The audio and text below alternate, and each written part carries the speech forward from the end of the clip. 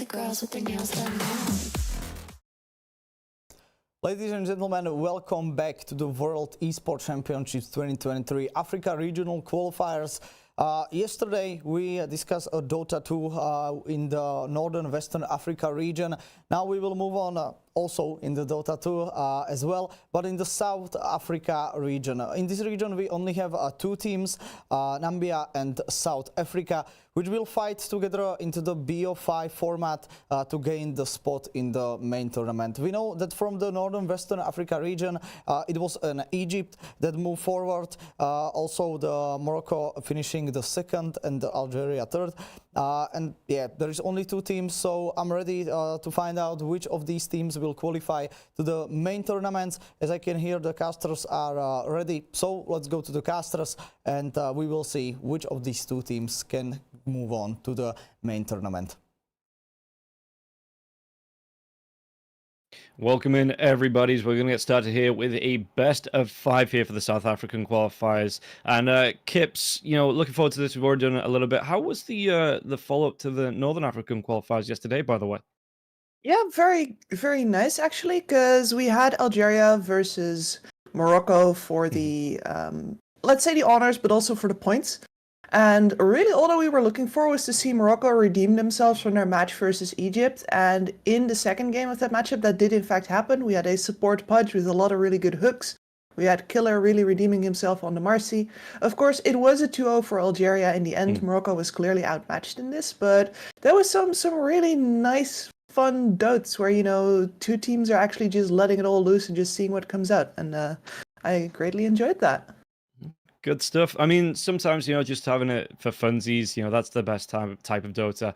We did see Egypt qualify as well, coming through on the first day. So congratulations to them. And then we'll be able to get ourselves now into the South African qualifiers. So it's going to be Namibia versus South Africa, coming through. No coaches for either side, it seems like. So just the players themselves here, as we do get ourselves. It is going to be a full best of 5 as well. So Yes. hopefully, I mean, hopefully, you know, fingers crossed, we get a long day of Dota and we get to see some quality shine through here on the teams and see which team will be getting themselves through to qualify for the IESF a little bit later on in August. So coming through into this game, like I say, full best of 5. And, you know, when you look at a best of 5 from a particular, you know, coach experience, you know, when you look at a best of 5, are you looking at the meta to evolve during the, you know, the actual 5 itself, or do you come in with like a set plan? I mean, both, certainly. Like, you go in with a set plan, you need to have your first 2 picks sorted out always. Like, whenever I see a big pause in the first 2 picks, that is a problem. No matter what, because it means that they don't fully have their plans sorted out. But afterwards, yeah, a best of 5 is almost like a mini tournament in of itself. And it's one of the things that I really like for the decision making from IESF here, to have this as a full best of 5. Because neither of these teams have played for a while. Last match for the South African team was 7 months ago, which was a whole other patch, a whole different ball game. And Namibia is also over half a month ago, 20 days almost, when they last played. So very happy to see that whatever the matchup between these two teams is going to be, we're not going to be down to the random chance of, hey, maybe, you know, Namibia is having a better day, maybe South Africa's internet connection cuts out, you know. Yeah. We're going to have time to fix any hiccups, we're going to have time to come back from that, and we're going to have time for these two teams to get to know each other pretty intimately. Well, it sounds like we're going to have a good time all around then. And looking at the actual draft, we're going to see the win range of the Darkseer. The Medusa got banned in the second phase. But yeah, Clockwork, Necrophos, Void Spirit, as well as the Nagastar and the Monkey King, Spirit Breaker, and the Magnus going out here. So a bit of an interesting one coming in for Team Namibia with the Scarth Mage, the Legion Commander, and the Crystal Maiden. Now, I see these heroes from time to time, but they aren't on what I'd call like the tippy top of the meta. So, and they're even going to go for a sniper as well. So, Team Namibia playing off their own playbook here. How do you like this kind of off-road, I guess, from the current meta? Because these, you know, I'm not going to call them the the outcasts of the Dota drafts at the minute, but they aren't the, you know, like I say, they aren't the tippy top of the meta pick. So, how are you feeling about this draft from Team Namibia? Yeah, some of these are certainly like the B team, right? Especially seeing the Void Spirit banned so late is really wild to me, because that hero just appears everywhere. Never mind the Techies isn't even banned, dude. Neither Yeah. of these teams plan or play or rank it. Apparently, That's wow. crazy to me. Yeah, like I love them already. Yeah, I mean, I'm seeing techies coming out literally every other thing I cast. I'm seeing it first ban, first pick. You know, like say it is the first in every single draft that I'm seeing here. And yeah, for at least game number 1, both teams just completely ignoring it coming out here so far. Yeah, which is absolutely wild. I mean, I personally think that that's a mistake. That Techie should be up there. There's a reason it's first picked, first banned, but you know what? These people are dancing to the beat of their own drum, and it does mean that for us as casters, we're going to get to see something new. So, I mean, these are the B team though. A lot of these heroes are getting a significant amount of playing. I guess the Quap and the Sniper the least. But LC, we know, universal hero now, great stat growth. If you can have a nice snowbally game on her, she's stronger than ever. If you don't have a nice snowbally game on her, she's the same as before. Yeah, and where would you want to see this one? Because, I mean, we're going to see the rotations coming through, you know, to help out the LC from the Scarth Mage, maybe even the Crystal Maiden. So at what point do you think that she starts to hit that roam? You'll look to group up with these two supports and look for the kills. Is it as soon as that duel comes out, or do you expect a couple of items to be built up for the LC here? Honestly, I'd say it's probably as soon as the duel comes out. And now you get a Templar Assassin, which is not necessarily the best pick if you're looking at a possible sniper matchup, right? But I guess it's a safe lane Templar Assassin, so you don't care about it that much. Namibia most likely committed to the offlane LC already, so it is safe lane TA. No, she's perfectly fine. 5 seconds remaining. Looking through as well, last pick here for Team Namibia. I can't even begin to predict because, well, I wouldn't have predicted this lineup. And what are we looking at though? A potential. Do you think this is going to be the Sniper one, and we're looking for a mid laner here? I think the Sniper was picked up in a direct reaction to the Quap, and he should win that lane. Of course, he is quite under threat the rest of the game from that TA. I think you're looking for a tanky frontliner kind of guy here. You know, something like a CK, something that can really just bring it to the doom. Yeah, okay. In the lane as well as in the game. Of course, strength carry is not exactly the most popular right now. The addition of Harpoon has been like barely enough to keep a couple strength heroes in the game, but it's really, it's slim pickings right now. Yeah, CK is the more popular one that I do see going forward in the meta, like you say, just being able to get yourself in. Harpoon a target, reality with them, just keep them right in front of you and be able to get this pick off. So we're going to be going right through the reserve time, it looks like here, to get this final pick on the board. Meanwhile, South Africa, like I say, a little bit more meta. I am seeing the silence more and more. Like I say, the Queen of Pain seems to be popping up every so often as well. So looking at this draft for South Africa, how are you feeling about this one? Because, you know, like I say, it looks like the roles, you know, you've got the defined roles, you've got like a little bit more meta in it as well with the Doom coming out, the Shadow Demon and the Silencer. So are you feeling comfortable about this lineup so far? They seem to be quite short on the hard disables. There's not a single point-and-click stun in this lineup, as the CK does indeed come out. Man, I was kind of spitballing there, but I'm very happy to see that hero. I still got it, Rob. Yep, and we'll see going forward. I mean, would you have called out the other heroes as well? Sniper, of course. You know, everybody knows that you would have called the Sniper pick out. The Crystal Maiden as well. You know, how could you not pick out a Crystal Maiden because of how popular she is in the meta? This is true. Yeah, so we believe in the Kips. You know, Foresight, I think it's called. Yeah. Yeah. Harry has started calling it like feminine instinct, especially because he says that he doesn't believe in it one lick, and neither do I. So he loves bothering me with that. Thanks Harry. I hate it. He's casting SEA currently. If I wasn't here, I would have been casting SEA with Harry. But you know what? I got a best of 5. He loses. Yeah, and moving forward on this as well, hopefully we do get the full best of 5 out here, and we'll see how this one's going to play up. So, looking at the two lineups, you talking about, obviously, South Africa not having a point stun coming out for them. Team Namibia have a couple of them with the silence coming out with Scarth Mage as well, that might mess up the Queen of Pain's game. So, just these two lineups coming out, again, we don't know a whole lot about the players, so do you have a preference coming into game number 1? Yeah, I would absolutely favor Team Namibia's draft here. They have a bunch of stuns. They have a nice matchup in the mid lane for that sniper as well. Like the CK pick here, I think it's solid.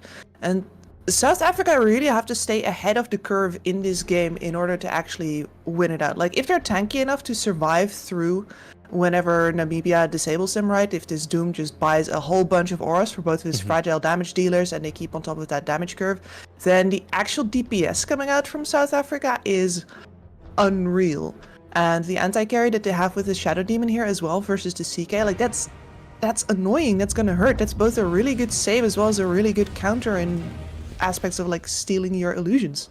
Yeah. So I don't dislike South Africa's lineup at all. I just think that if the skill levels are equal here, then they're going to have a hard time finding the kind of gameplay that they want. Okay, yeah, I am kind of a little bit worried about the Templar Assassin coming into this game because I'm looking at the Shrapnel to come out, the Mystic Flare to come out there as well. You've got CK, as soon as he pops those Phantasms, they're going to clear through the refractions of the TA. So, yeah, I'm not sure. I'd like to see Cuckoo go for a Crimson, because usually you see it's the Hand of Midas into the Octarine, maybe a pipe to come out for the Doom there as well, but I'd like to see a quick Crimson to come out for when these team fights do start to break out. There is some protection being offered on the side of South Africa. Absolutely, I want to see a Crimson as well, and this is the thing with the Doom, right? He can build all of those things. He has the money, he has the build for it. It's just so tempting to just build more money.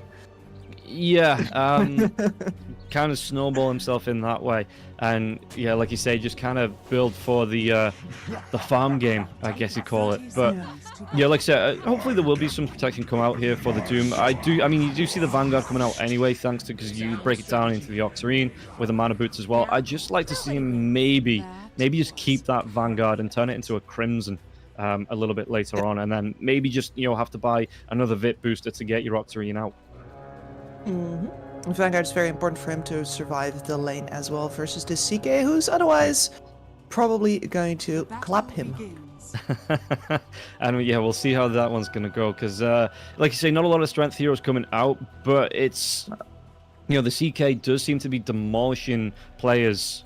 From what I can see, obviously the drag back coming through as well, the Reality Rift into the Chaos Bolt, it's just a really nice combination to have to be able to set up for a kill. And speaking of setting up for kills here, there is 3 heroes down in this bottom lane. We might see a quick first blood coming out as this Crystal Maiden just making the big wrap around, looks like to the Twin Gate. Meanwhile, in the mid lane, Soup taking a lot of damage coming out from the Sniper. And yeah, coming through the Shrapnel now as well. Sniper's just going to be able to really take down this Quap. And you talked about this being a lane win here for the Sniper. What can the Quap do to try and maybe even just bring it back to even? Back to even is unlikely here. Like, eventually you're going to be able to start working around these shrapnels, right, once you have a level in the blink, but ideally you don't want to pick that up on 2 necessarily. So most important for her here is to try and get some of these shadow strikes out to at least make the trades versus the Sniper a little bit more even, and really dodge out those shrapnel charges whenever they come down. You can't stop him from shoving your wave into you, but you can at the very least stop yourself from taking so much damage when they happen. Okay, well, we'll see if the Queen of Pain is going to be able to live up to that here now as well. I mean, Psycho Damage going to be taking some damage back himself here. Soup just getting in, so not actually going to go for that early blink. Just looking to constantly, like I say, just put that damage out here. And do you think, I mean, I'm looking at the items, so he's got a double Wraith Band coming out for the Sniper here as well. Going straight into, it looks like the Power Treads coming through. What is the build for a Sniper now, especially a mid-Sniper? I'm used to seeing like the carry Snipers straight up, Dragon Lances into like maybe a Mask of Madness into the bottom lane. There's going to be a chase down here onto the Skyrath. But no, the first blood, it comes on the top lane. Bit of a bait coming out here. Baitums to look at the bottom lane here, as the first blood will come through on the top lane, taking down the Crystal Maiden. And Blitz, he's going to be left alone for a little bit. Chaos Knight doesn't really seem like he cares, especially now level 2 getting a point in that Chaos Strike. He should be able to sustain in this lane. Yeah, he should be able to sustain. The real problem is that the Crystal Maiden does need her levels. She is the strongest around level 2, level 3, where you're really going to see all of the spell spam come out. But she actually already has a level in Arcane Aura, so she won't even be that big of a presence. Is really deciding to help out her offlane instead, as this CK taking a lot of pressure. The Shadow Poison's coming through now as well. Frostbite onto Cuckoo. The Shadow Poison, it doesn't connect. It will only be 4. Is it going to be enough? As it looks like TKC is going to be able to get the kill to Pora on the other lane here. Top lane, Frostbite comes out. Chaos Bolt will be there again. Even taking a tower shot here, Grove has to back himself away from this one. The high 5, such confidence coming out from the Shadow Demon. Of course, she doesn't have Crystal Nova. They're so happy right now. And so, looking at this one for Poison, do you think it was a mistake then to take the Arcane Aura at level 2? Hard to say, but you can definitely see that this top lane plays up so much further and really holds hands as well. Like this demon, the Shadow Demon, could just stay on top of his Doom. And like they can hold hands that way and not have to fear, just because there won't be a Crystal Nova coming out, and that is really a big boon for this top lane. So they're not going to lose this top lane because of that. The real problem is that they're not winning the bottom lane because of it either. Because this TA, like the refraction is just super annoying. We're going to see here an attempt to go on the TA, but Silencer comes in and is like, hey, all of that spam of yours, maybe don't. Yeah, maybe just take a quick break. And we talked about it on Friday as well. I'm losing track of my days. You know, everything's just bleeding into one. But I think it was Friday, right? Yeah, one day. Yeah. About the Silencer's build coming through. So, are you expecting here for TKC just to go, you know, completely ignore the Glaives of Wisdom till around level like 9 or 10? You know, just get the points into the Arcane Curse as well as the last word and fully max those out? Yeah, usually when you see this build come out, they do neglect the Glaives of Wisdom, which I think is I like it as a laning spell. But in this case, if you're like fully defensive, if you're not expecting to go on the offense, especially if you're not expecting to trade straight up with them and have actual follow through, then yeah, not taking the Glaives is fine. All they're really trying to do here is stop the spam from coming out. As on the top lane, yeah, double points in the Frostbite right now, not enough to actually stop the CK from going down. No, and like you say, that slow not being there coming out from the Crystal Nova. So, you know, even if that Frostbite does come out, you're not taking care of the other hero in the lane here. It's Queen of Pain in the mid lane, only level 5, and it looks like, I mean, Psycho damage is going to be level 4 on the Sniper, but forcing away the Queen of Pain, even for just half a lane, it looks like Soup having a bit of a better time on the 13 denies on the Queen of Pain up against the Sniper in the lane. Yeah, doing really well there, making sure that, you know, all of these, because the Sniper is really reliant on that shrapnel in the first place to zone her out, but she will still be at the backline of her own creep, still able to deny. So yeah, I really like how Soup has been playing this this lane, gotta say. Yeah, and we'll see if he is going to be able to get a full... In fact, let's come back to that in a second here, because it looks like on the bottom lane there might be some aggression in the mid lane here too, as the disruption comes.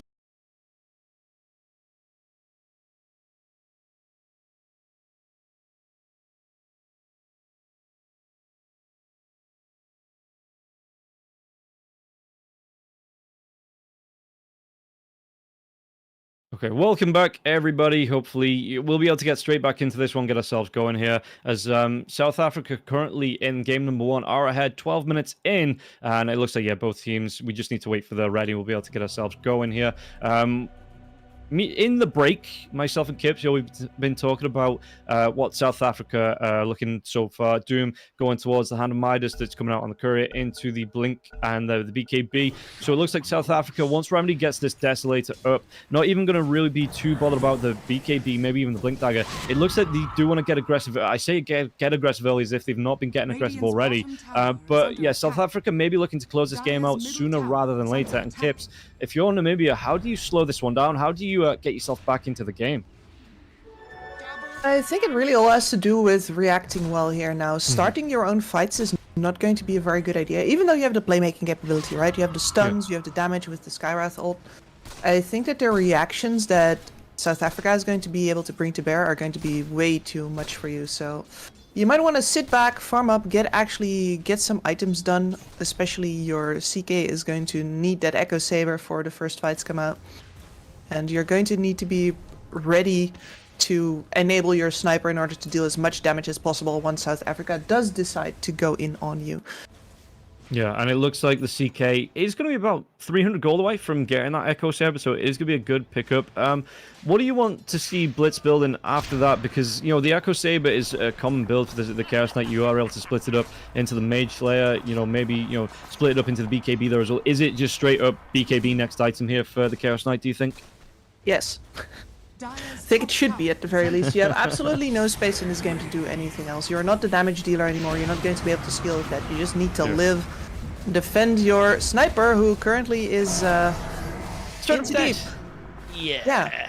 And you say in too deep as if, you know, he's only just crossing the river on his side of the map. The freezing field comes out, though. Soup has to back himself away from this one. Now, they're going to be able to get the kill into Poison. That's going to be the freezing field over now. And Cuckoo wants to chase. If he can get himself in range here with the banishment coming out from the disruption, he's going to be able to go in with the Infernal Blade. And this might be Poison. Will be Poison going down. And Grove actually wants to pick up the kill there. But all three heroes, Soup as well as Cuckoo, involved in getting that kill. Yeah, this was really only a matter of time. It should just really not be your sniper that goes down first. Yeah, it's kind of rough when your sniper is the furthest one forward there as well, because the LC still looking for farm. You've got the Chaos Knight still looking for items as well. Cuckoo's going to get low. The Ancient Steel comes through. Global Stance going to be used, though. Disruption going to be able to stop the duel in its tracks now as well. Chaos Knight, can he get the drag back onto him? He's going to be able to get the back onto Cuckoo. Duel. Oh, that assassinate. It came out half a second too early. Pora, he was trying to get in range of the duel, and that assassinate connected just as he was getting himself up the steps on the Radiant side. Now Psycho damage again.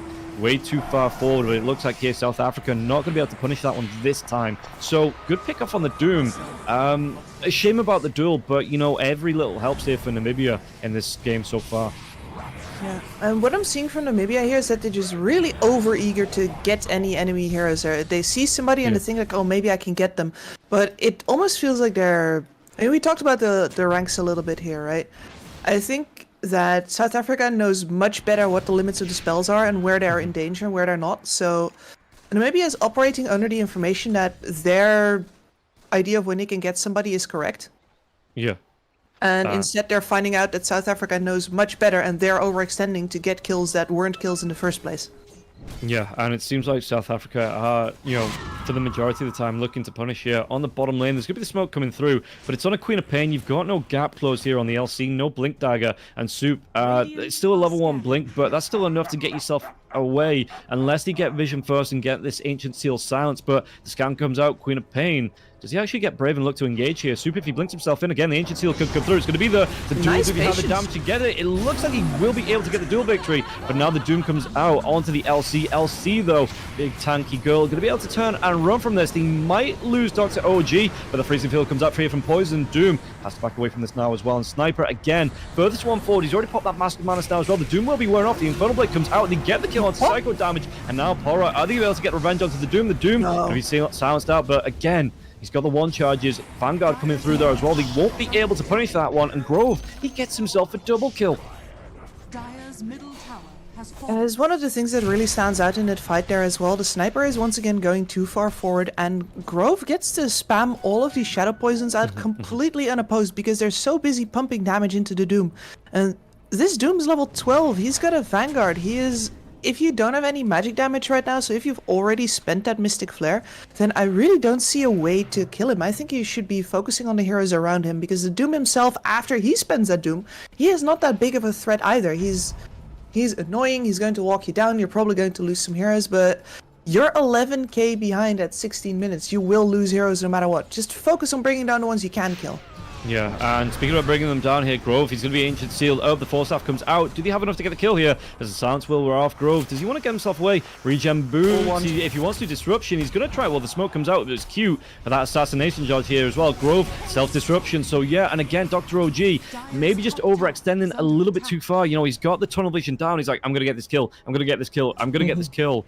And thankfully, you know, the Doom didn't have the ultimate, or I think that's a Scarith Mage. You know, his goose, or his chicken, you know, in these terms, would have been cooked there by the Doom.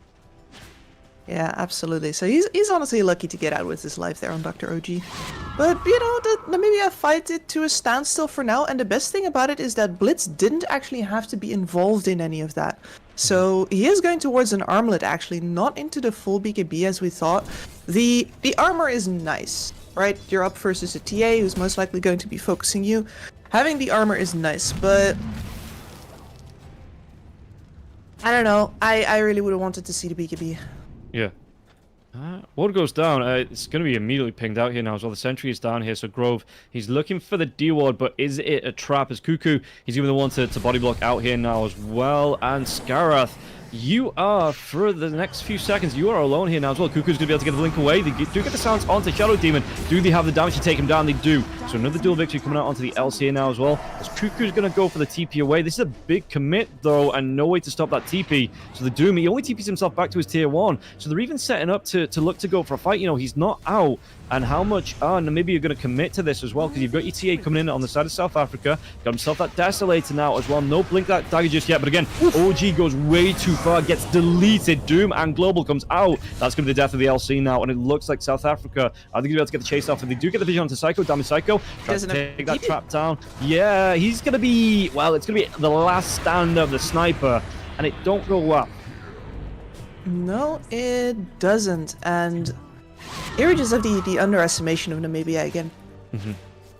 It's if you play like this TA is waiting for you, right? You're never going to get anything done, right? But on the other hand, you do need to like take the small victories where you can get them, and then not overstay your welcome as they did just there. It's otherwise, well, things like the bottom action are going to happen. And this is inevitable. You can't really do anything about this.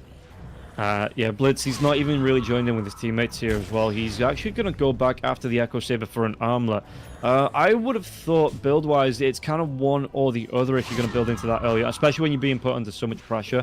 But maybe he's thinking that's going to be offering some protection here, you know, just being able to get the toggle off, get more life in these fights. But for the minute, I mean, South Africa grouping up, they're going to be able to get into the Roche pit. And I think with this Aegis up now, Remedy, he's going to have his Blink Dagger. You've got Soup that's got the Sanjin Kai coming out as well as the Falcon's Blade going straight towards the Ags. And I think this is where South Africa...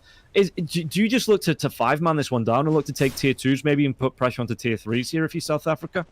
Yeah, I think you have all of the tools at the ready now. You have the Desolator over on the TA, which is what you need in order to actually take the enemy base down. You're going to have a BKB on the Doom pretty soon, so you have that big tanky frontliner who also has the ability with the Blink Dagger to counter-initiate. I think you're about geared up, yeah? Okay. And so again, if you're in Namibia, you're talking about not trying to take fights yourself. But really, how do they... they've got a couple of tools on the LC now as well. The LC is starting to get up there, going towards the Blade Mail after the Blink Dagger. Is it literally just hit and run Dota, get yourself in, get a pick, and get out, and then just accept any losses that, you know, hopefully on the supports, but anything that you do lose, it's just, you've still taken a trade, you get a bit of an advantage from that? Yeah, I think you've described it pretty well so far. And I guess the other thing is that you're going to be looking at a high ground siege. You know they're going to be jumping your sniper. That is the guy to protect. So you're going to hopefully have that 4 staff on the CM done in just about 30 gold. That is a really big tool. And then, why does this Skywrath have a point booster queued up? I'm just hoping that that's for Phylactery. Alright, yeah, it's for Phylactery. Okay, cool. I can chill my beans. Yeah, he's already got the diadem picked up now as well. So they're gonna set up on the Tormentor and everybody. Yeah, Crystal Maiden. He might even go down, Doctor OG. Oh, the neutrals. Poison. Oh no. So Crystal Maiden decides that, you know, I'm taking too much damage, I'm going to back myself away. Procs walks through the, you know, in daytime, procs the Ancients, and goes down anyway. So a bit of, we saw that a bit at the major with Roger, you know, maybe getting a little bit too overconfident. And yeah, Ramsey's just going full ham on the Tormentor, not caring for what was around him. And Roger got punished for that a little bit. As jump in now, we're looking at 21 minutes to do on the background now as well, but there's going to be the disruption, trying to save the life, and it looks like the dual victory actually goes the way of the Doom. 18 damage there. Not the worst target to be given it to, but not the best target either, because LC wants to be soaking all that up, and 22 minutes in here, no buybacks on the cause of Namibia while they're down here. And yeah, the high five, South Africa, it looks like they're celebrating this first game as they do take down one lane of racks, but they can't go for more because it is still tier 2s. Are they just going to go straight tier 4s? Are they trying to clean up here in the base? With the 4 staff onto Sniper, and Sniper right back into it here, trying to go towards his BKB, and what realistically can you do here? A lot. I mean, you can see that Namibia had the right plan there. They're going in for the duel. They have the Skywrath at the ready. Unfortunately, Skywrath is a bit too ready. He's a bit too far forward. And they're about 2 seconds slow compared to South Africa. And I can't really chalk that up to anything but just a player quality and experience difference. Yeah. Where you're not ready for the speed at which this other team is playing. Like, your ideas about the game are fine. Cuckoo gonna try and get himself away with a TP though. He will be Yeah. taken down. Yeah, okay. Psycho damage gonna be able to get himself a kill onto Cuckoo. And yeah, I mean, I didn't see until the disruption on the duel on the backline now as well onto the silencer. Should be able to get this one, and he will be able to get some more dual victory damage onto the LC. But yeah, no, I think because he, like you said, the LC jumps in, tries to get the duel on the first target, but going onto a Doom that's got the BKB for extra strength. He's got the Vanguard there as well. Even got himself the Vampire Fangs. Not really the target you want to be looking to duel there. It really isn't, but they're just taking whoever they can get. And to be fair, that overextension there, right? I thought they were going to look to end the game. You don't end the game by fountain diving heroes that are around level 12. They're going to come back fast enough that it's always going to be a problem for you. So yeah, spending the Aegis that deep was a little bit of an issue. And they're going to have to reset now.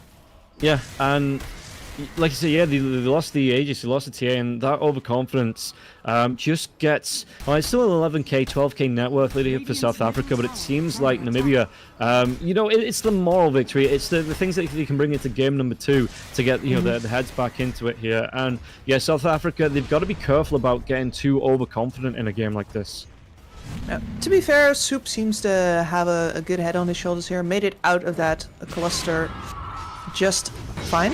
Oh, duel comes in though. The disruption is going to try and save his life. There's going to be the silence as well, so the duel, it will wear off an LC now with the global coming through. Poro trying to do what he can. There's going to be the sonic wave coming through. They delete the LC. Should be able to get the kill into poison now as well. One more right click remedy. He's going to remedy the Crystal Maiden being alive by sending her right back to the fountain here. And again, tier 1s, tier 2s, they are starting to be put under pressure in South Africa. It looks like they just have this momentum in game number 1 here, 25 minutes in. Looks like they might be able to pick up another tier 2, maybe even a set of racks here in the bottom lane.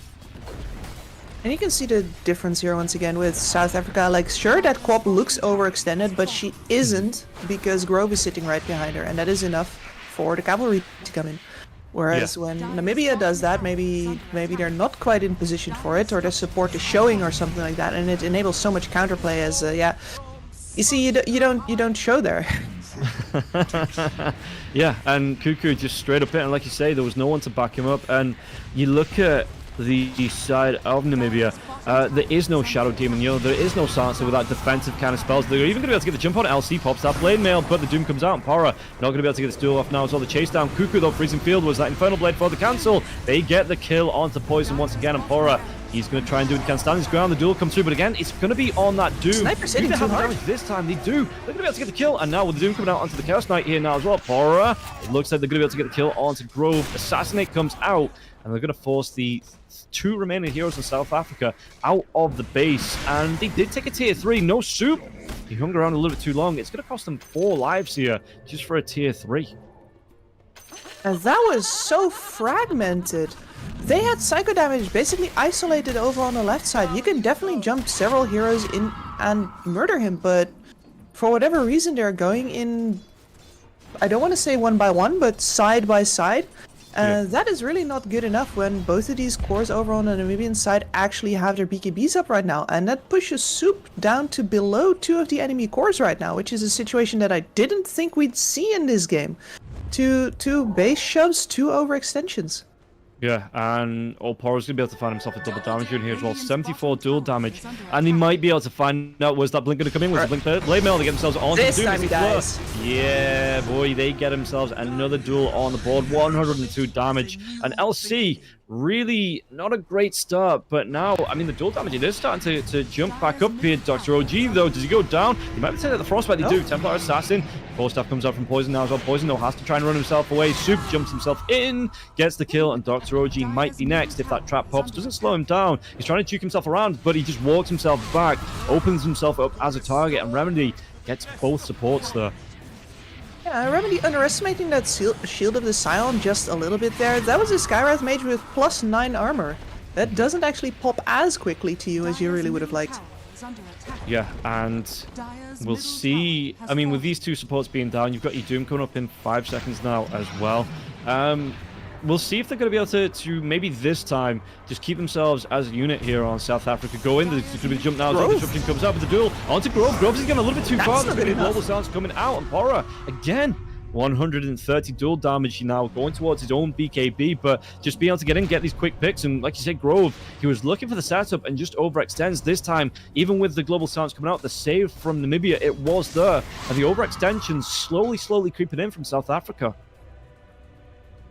And they don't seem to realize there that they in fact need the Shadow Demon as a save for the duel, and that he is not the one that goes in primarily. Even if they are looking for an opening on the sniper, like that is becoming their big problem right now. Sniper on the high ground. Don't you love that game, Rob? Absolutely, more often than not, because I'm playing the sniper. Well played.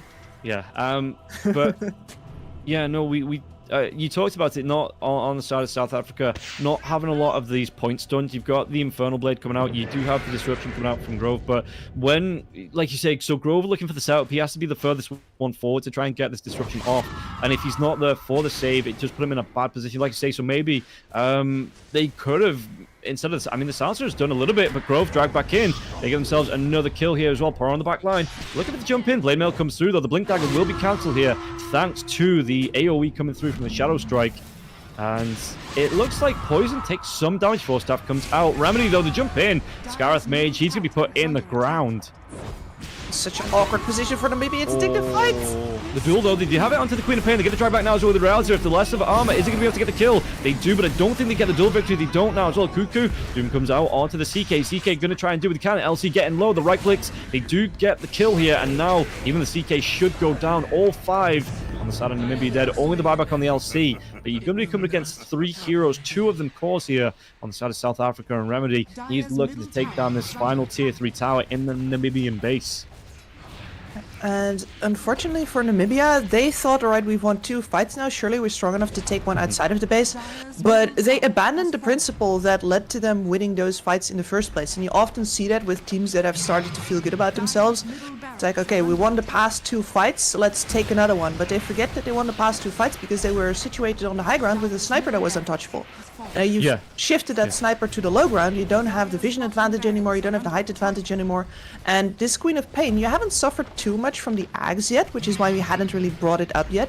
But she can chip your team down, especially these supports that don't have any BKBs, that don't have any purges. A lot of your heroes are going to be half health before the fight even starts because the Quap is in range to cast those daggers out. So that is a way different fight than the previous 2 that you've just won, and as a result you lose it disastrously. Yeah, you almost give it the Megas. There's only the range rack standing between yourself and the Mega creeps pushing in. And do you think then, as soon as that Shadow Strike comes out onto the LC and the Blink gets cancelled, is it just a bolt mission and get yourself right back onto the high ground? Yeah, like that is the game giving you a warning sign, like this is different. Yeah. This is different. And I've actually worked with C-Dub on this, because when you're so focused on being a team and forcing things that you normally can't do in a pub, right? You sometimes forget that there are signals from the game that you still need to listen to, that you can't overcome just by trusting each other, which is a very interesting line to walk. It's like, hey, when we go to the replay review, it's like, look at this here. Kips, are This you telling me the power of friendship isn't enough to overcome everything? I know that goes against all of the anime you've ever watched. That's it. Yes. My day's just been ruined now. Thanks, Kip. That's... No. But like, I don't even know if I can bring the hype anymore. This is just... let me put it back into you, man. Because you see, the other part of that line is the power of friendship, and the other part of being a team is learning that, holy crap, we can do so much more than we thought, because we actually have people standing behind us that we can trust. Like, you can just close your eyes and go in because you know your support's behind you, and that is marvelous. Yeah, speaking about going in because your supports are behind you, there's going to be well, Grove is going to be in front here as a Tormentor. They're just going to get everything, South Africa. They want to clean this one up before they go into the range, and Scareth Mage down for the next 40 seconds. So, I mean, South Africa, their power of friendship seems to be working fine. It does, yeah. I mean, they got helped a little bit by Namibia believing in theirs just a little too hard, but I think we're going to see Remedy just quickly cut down that last remaining ranged racks, get the Megas, and... just the positioning on Namibia gives me cold sweat. Like, look at Poison here. That's not where your CM should be, Really? No. Global Silence does come through. Doom on the back lines, trying to keep himself on top of the Sniper this time. He does get the dive to the back lines. Doom comes out. Sniper will be taken care of. Buybacks coming through. I think this is going to be a bit of Butch and Sundance time here for Namibia in game number 1. Horror's going to be taken down now as well. These buybacks, I mean, Elsie already used hers. The Queen of Pain being right-clicked down by the Sniper, though. The BKB's been popped from Psycho, and it looks like they might be able to get one. Can they get even more out of this one? It's still Megas and Remedy. He wants to be coming forward again. Maybe the overextension coming through. Chaos Bolt connects. Disruption, though.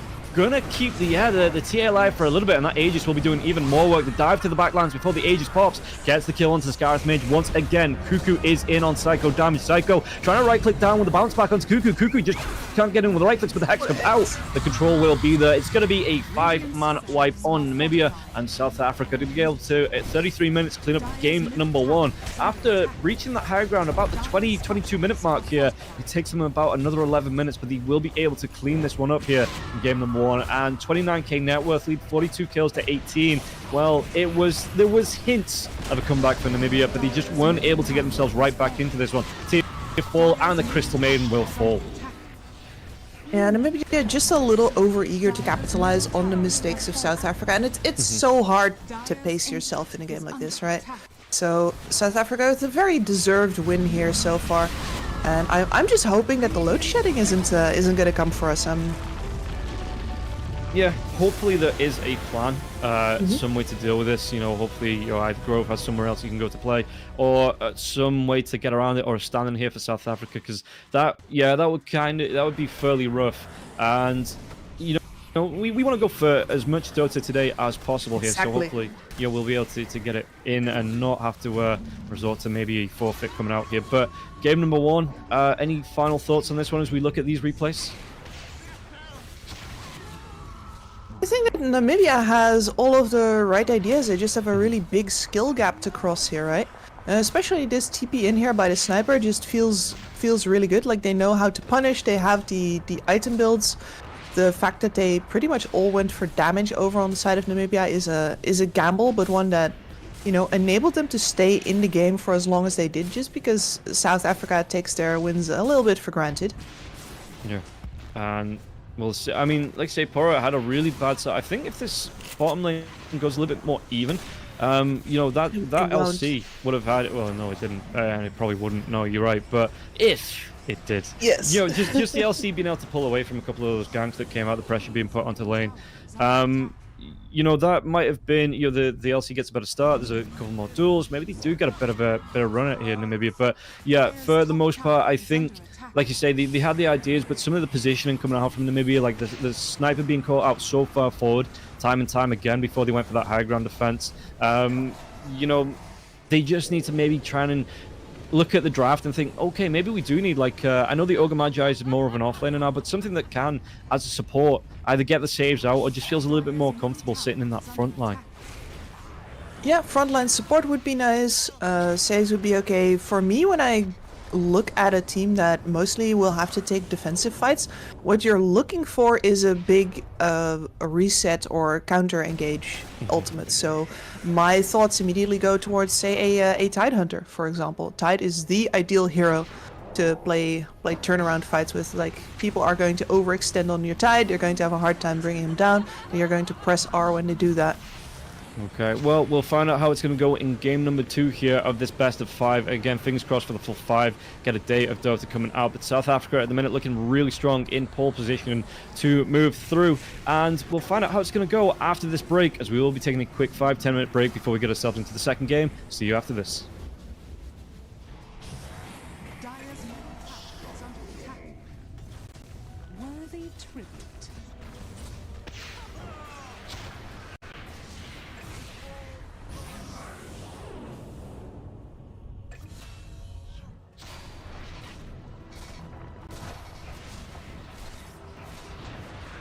Radiant's top tower is under attack.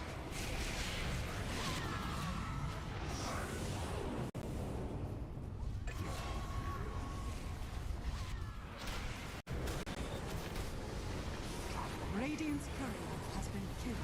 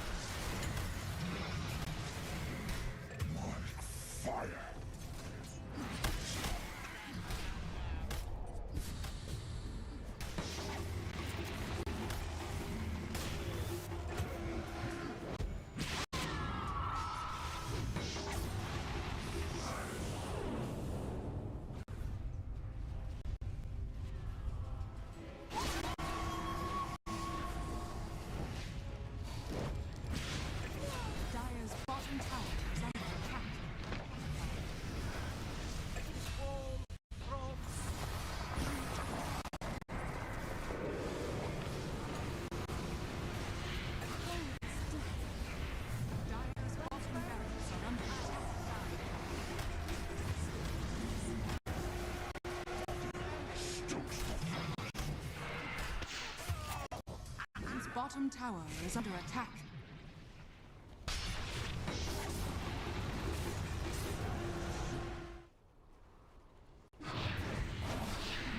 Dire's middle tower is under attack.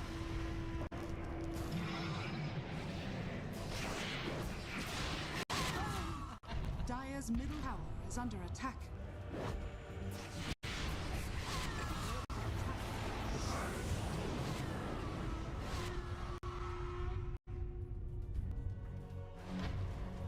Dire's middle tower is under attack.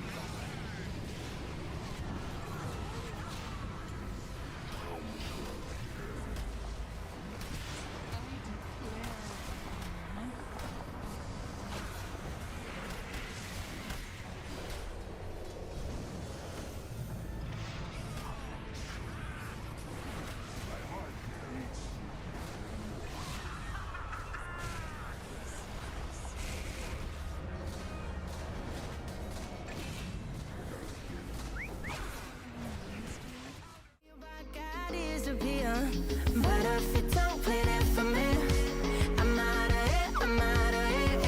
I lick my gun and then I'm done. I'm out of it, I'm out of it. Ain't no man to tell me you're no good.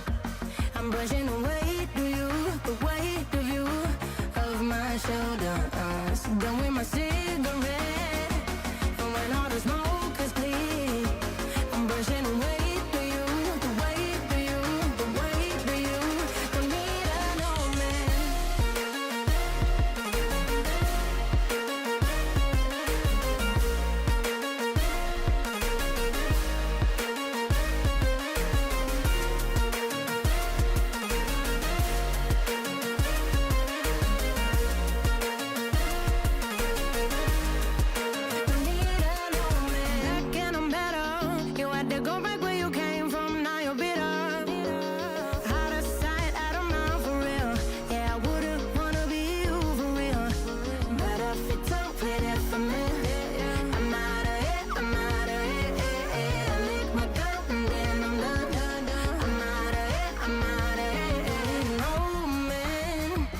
Tell me you're no good.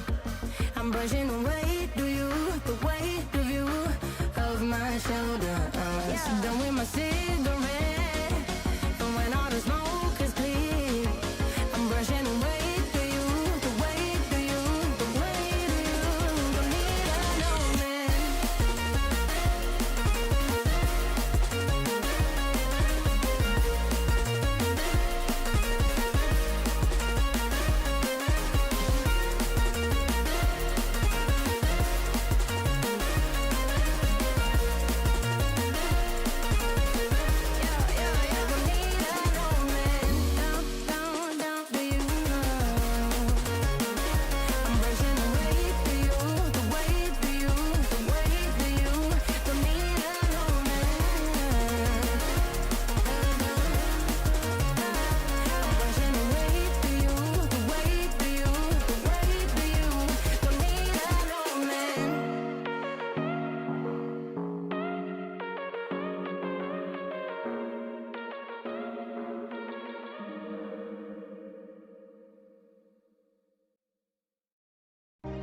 Every day I want your touch, and every way I can't give it up.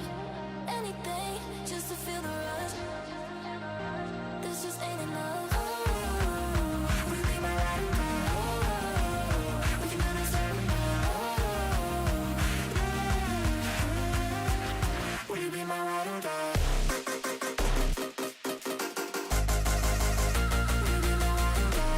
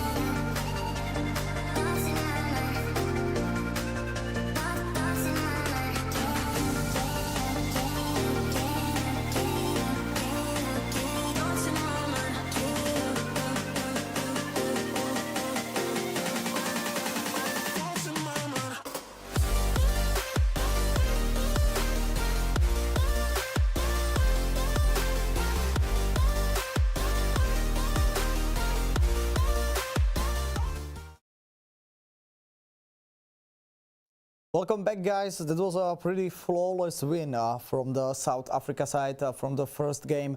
But we know this is a BO5 series, so Namibia has a chance as well. But it seems to me that South Africa is a big favorite coming into this BO5 matchup. But we will see if the Namibia will be able to recover and give an actual comeback. So yeah, our casters is ready. So let's watch the second game of this BO5 series.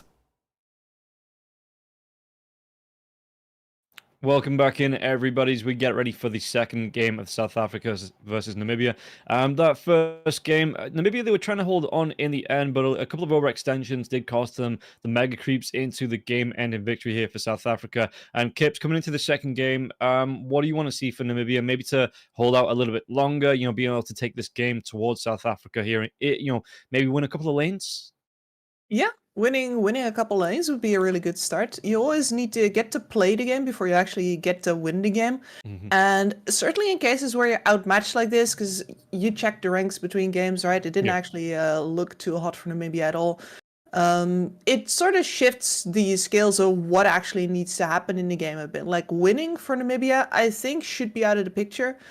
But a good performance involves winning a lane here and there, making some kills happen on your own terms instead of out of overextensions of the enemy, surprising them from time to time, maybe nabbing a Roche. That would be really cool. There's a lot of in-between goals that you can set here if you're in Namibia and you want to just make as good of a showing as possible. Yeah, and I think that's I mean, that's kind of how you get the scenes to evolve, right? In different regions, that they have to play games like this. You find matches where you can get the game tape, you know, the players start to look to improve as well. We've seen it before with, you know, events like this do offer that competitive you know, intro, I guess, to the scene, where we've seen it on a larger scale. We saw South Africa evolve like that, where they were barely getting anything, being given, you know, maybe one slot in an entire event, or like 2 big tournaments. Then all of a sudden the DPC happens, you know, South America gets its own slot. It starts to evolve. There's a couple of really good teams there. There's a couple of good teams. I mean, if you ask Moxie, she'd fangirl over all of them, and, you know, say that they're all great teams. But you can see that there is some, you know, the improvement coming through here from South American region. So hopefully, again, events like this offer growth in other regions as well. So I'm looking forward to seeing, you know, how these regions are going to improve. But into the actual draft itself, quickly running through the bands: Magnus, LC, Windranger, Doom, and the Knicks go out. So this is Necrophos, Medusa, Queen of Pain, Clockwork, and the Sniper. So we're going to see a lot of new heroes coming into this Doom draft. In fact, I think, frankly, every single hero in this draft is a new one for this series. I mean, I know we're only 2 games in, but Kips, the Techies finally comes out. Yeah, unjustly ignored, I think, in the first game. Maybe South Africa was just feeling like they could do without it, and certainly they could. But you know what? Techies is just too good to ignore. The hero farms, the hero deals damage, it gets too tanky. And Namibia is showing a penchant here for running strength carries. We're going to see the lifestealer next, and it's an immediate Monkey King answer from South Africa. So yeah, once the Wukongs is popped, you're going to have some real trouble as a lifestealer. And I mean, before that as well, if the Monkey King has his stacks up, he's going to just always live longer than you want him to, and your rage is going to run out at some point. Yeah, and being fueled by rage only gets you so far. You know, I should know. That's kind of like my main motivator. But as we get through, you know, it gets through everybody through ranks. Spite, Rob? Spite, rage. Spite lasts longer. Vengeance, you know, all 3. I find they are a good combination of motivation, you know, getting me to where I am today. But yeah, getting through here, I mean, you're looking at this lineup as well for Team Namibia. What is the chances of a Timbersaw coming out for South Africa as well? Yeah, that's something that we didn't really talk about in the previous game, but they were running 2 strength cores back there already, plus a mid laner who could do absolutely jack all to a Timber. So that would have been a great pick for them there as well. I was actually thinking about it in the game. But here, yeah, you're completely correct. This is, depending on which heroes they run in which roles, could already be 3 strength cores on the field. Bane, very nice versus the Timbersaw, though. Of course, the Timbersaw is a very good Linken's and Lotus builder.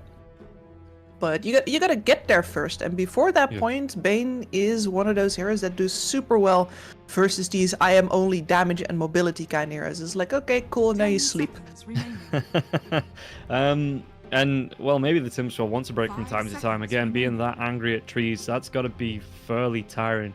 And we'll see. I mean, the ban out the axe, the Omni Knight as well. I am seeing, not in pro games, but in, you know, high level pubs. I'm seeing it in low level pubs from time to time as well. That off lane Omni Knight starting to sneak his way in there with the harpoon coming through into like again the Crimson Guard protection, because obviously he offers heals and protecting himself. So you know the Greaves being built up there, it does seem to be just getting a little bit more popular, and I wonder if we are going to see it maybe evolve into the pro meta Radiant team pick. sometime soon. I feel like Omni Knight is really only as relevant as the heroes he empowers or disables, because the hero on its own doesn't really do that much. It's more like, hey, you're only physical damage, I have GA. Hey, you have a bunch of single target disables, but I have a strength core, and I'm going to 5 seconds remaining. dispel all of that and make him an absolute beast. Okay, well, Sort of thing. maybe Team Namibia getting some inside information there and just not want, or just hates the hero enough that, like, you know what, we're going to waste a slot banning this one here, as Namibia, I think it is a mid lane hero to come out for them. You know, I'd imagine it's going to be the off lane Dawnbreaker with the Spirit Breaker in the lane there as well. The Bane and the Lifestealer in the safe lane. So looking for a mid laner. The Void Spirit being picked up on the side of South Africa. We'll see what it's going to be here for Namibia. It's going to be a Shadow Fiend. Okay. IESF. So Psycho Damage really rolling with the classics here. First the Sniper, now the SF. For sure, SF can absolutely wreck a Void Spirit. This is a melee matchup after all. You can dodge some of the 10 seconds raises, remaining. but you can't dodge all of them. And the SF outdamages you, outranges you, shoves the wave harder than you do. And you're not that big of a presence on the first couple of waves where you really need to keep that SF down, especially once he starts gearing up into that lane. You have very little to say anymore. But how does it go when you do get a few more levels? Because the Void Spirit, we've seen, you know, in qualifiers, in other DPC events, in like third-party tournaments, where the Void wants to get incredibly aggressive coming around that level 4, level 5. And Shadow Fiend, he does have the raise to come out, but he only has the 1 point blank one, and the rest of them are at range. So once that Void Spirit wants to start to hug the Shadow Fiend, you know, is it a case of don't hug him, he's scared, or does the you know the Void Spirit just completely run over him in the lane once he gets close? I think the SF should be able to keep his distance, but you're completely right that there is a scenario here where if the Void Spirit outskills you, then the SF has to be really worried, because the Void can be completely on your case and you don't actually outdamage him, I don't think. Yeah, because I'm just looking at South Africa's draft. They've got the Techies Blast Off. They've got the Monkey King with the Tree Dance into the Primal Spring. Void Spirit, Astral Step to Simulate. They've got the Root on the Oracle. And I'm not saying it's all going to come out onto the Shadow Fiend, but there's a lot of gap closed there on the side of South Africa. So I'm just worried that Shadow Fiend, again, with the positioning coming out, Slada going to be able to get the Blink. I assume it's going to be a straight-up Blink Vanguard. And then you get the Blink onto the Shadow Fiend. The Crush comes through. You've got the Bash there as well. And again, I am focusing solely the 1v1s onto the Shadow Fiend, but there's a lot of gap close coming out on the side of South Africa, and the pressure that they can put on to the Shadow Fiend, maybe even if it's just the supports that rotate in, and the positioning we've seen Psycho pull out so far, I'm a little bit worried that this Shadow Fiend might just be food for the side of South Africa. Yeah, once you get out of the 1v1, I certainly agree that they have so much range, they have so much reach. Psycho Damage is most likely going to be the main damage dealer over on his squad. And they have a little bit of peel for him, right? The Bane always does a lot of good work for it. The Spirit Breaker is going to certainly demand some attention as well. And you always have the ult from the Dawnbreaker to come in. But I gotta say, with how it looks like these side lanes are going to go, you're looking at a Monkey King versus a Dawnbreaker right now, which is a good matchup for him. A Slaughter into a Lifestealer, that is also a good matchup. I'm not sure how much help Psycho Damage is going to get once these lanes start breaking down. Yeah, because the Slaughter, you don't see him, but he is looking good. We mentioned it against the AM the other day, against the Lifestealer as well, because he's purely physical damage to come through. Okay, he's got the Crush. But you have the bashes, you know, you can chase down onto the Lifesteal as well with your sprint. You have the I always forget the name of it because it was just armor reduction, like in the classic name, corrosive haze. Yes. That you can put on, even after the rage gets popped out, you still have that. And yeah, it is a hero in this specific instance that Cuckoo should be able to take the game to the lifestealer. So again, we were talking about maybe as a moral victory getting some lane wins in here. Maybe the mid lane goes their way, but I think South Africa, they are going to be able to overtake. And again, once the cores on the lane feel comfortable, like you say, the rotations come in from the supports into the mid lane, and Shadow Fiend might just start to suffer a little bit again. Yeah, exactly. I mean, that is where previously we saw the trouble in the mid lane as well, right? Sniper did decently well. I mean, Quack got more denies than you really would have wanted her to. But then after that, the first rotation came in, and Psycho Damage was just not ready at all. No. At least this time, I mean, Shadow Fiend, do you think... what's the build here for the Shadow Fiend now as well? Is it still that right-click build that we saw as the position 1 coming out? Or because, I mean, the blink is completely useless, right? It's just a blink with a lower cooldown on the arcane blink. Yeah, basically. And that is not an early item anymore, certainly. So, I mean, what I'd be looking for in this game is something that's going to enable him to play with an early BKB. Like, I'm not sure if I favor Mom here, but that might be it. I'm actually just going to take my time and look it up. Okie dokie, and we'll see what it's going to come. It's actually going to start with a blood grenade as well, I guess, for the extra health to make sure he can't be harassed down again. The Shadow Fiend only starting with 632 with that blood grenade and a couple of stat items with the Iron Branch. It looks like South Africa, we might see a 5-man smoke rotation coming out here towards the bottom lane, and Poison, well, he doesn't have any Observer Wards. So we'll see if they're going to be able to get his first blood here. Maybe get the jump onto Poison. Poison, he's not sealed anything up just yet, but Cuckoo with the wraparound. Smoke's going to break. The root comes out now as well, but onto Poison. Poison, he is going to be the blast off connects now as well. Yeah, Poison, even with this Nightmare, trying to keep himself alive for a little bit, but Cuckoo, he's just got the arms going. Going to be able to get the crush off. One more right click, and it's going to be Grove that gets the kill on the techies. I mean, starting off with the blast off on the techies, not really how the techies usually starts, but it does set up a really good first kill, and level 2 shouldn't be too far off, so you will be able to get those sticky bombs out in no time at all. And I guess I can see why in a lane like this with a Slardar you might just want to go for the kill potential of the blast off. Of course it hurts you a lot as far as trading goes. Like, you have insane range, you have really good stats.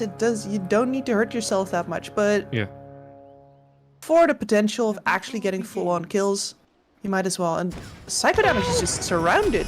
Yeah, the Grove who's waiting on the high ground, he saw it as well with the ward, so they're going to be able to see Psycho Damage. This is going to be another kill here as the horn blows, and it's going to be 3 bouncy runes going the way of Namibia, but 2 kills to start off with, and again, both of them going towards Grove. So Grove, he's got himself a decent amount of gold. He even starts off with a Blightstone on the techies, going towards the Veil. Cute. No, he changed his mind to the boots, but the idea is there. But yeah, the Blightstones come through as well, so he's looking for some harass here on the techies, and he's already got himself a null tally as well as a healing salve that he sells out straight away. So not sure where he wants to go with these items. A wand. Okay, wand. Fair enough. And that's going to make him absolutely impossible to trade against. Stats do a lot of work for him as well. How do you like to start off with the Blightstone on the techies? Does it, because I mean, Cuckoo's obviously looking for right clicks here on the Slardar, so it's going to benefit him, but overall on the techies, is it just a casual Blightstone and then just leave it as the slot until you fill up the 6 and then move it into something else? Or do you think... absolutely. It's just casual for the landing stage, as, hey, Psycho Damage makes up for that death earlier by getting the solo kill. I was wondering about this, but yeah, there we go. That is an insane way to recover in your lane. Yeah, level 2, going to be able to get the level 3 now as well. Got to be careful though, has pretty much no health left, trying to heal himself up with tangos.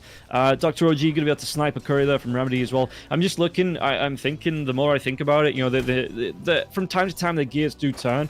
Grove, does he want to look for this medallion into the solar crest on the techies?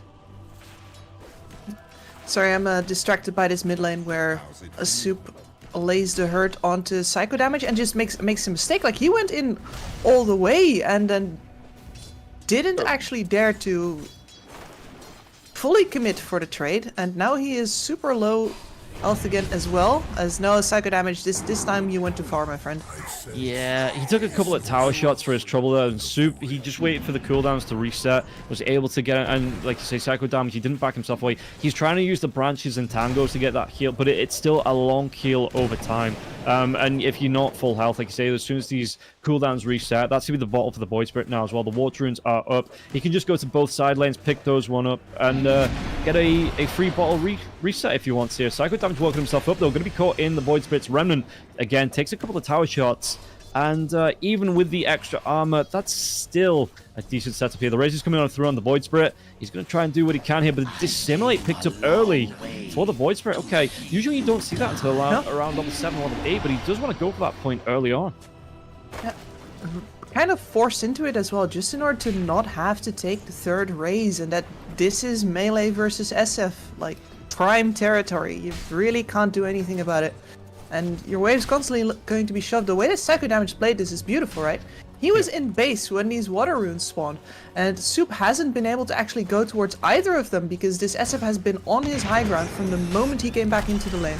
Yeah, bottom lane though, there's going to be the kill onto Lifesteal and Nightmare to try and keep him alive for a little bit longer now as well, but the setup, there's going to be 2 heroes here, and Grove even, again, get a little bit cheeky with the high 5 poison, though. They do get the kill onto Remedy on the top lane, and immediately traded off here. TKC and Dr. OG will survive, and so, okay, we're going to be seeing kills happening all across the board in Namibia with a little bit of a better start as well. Taking down that Monkey King, even though it cost them the Dawnbreaker, they get the kill on the Monkey first, and that's a little bit of a better trade, you know, sets up this this top lane for Pora just to be a little bit more positive than the last game.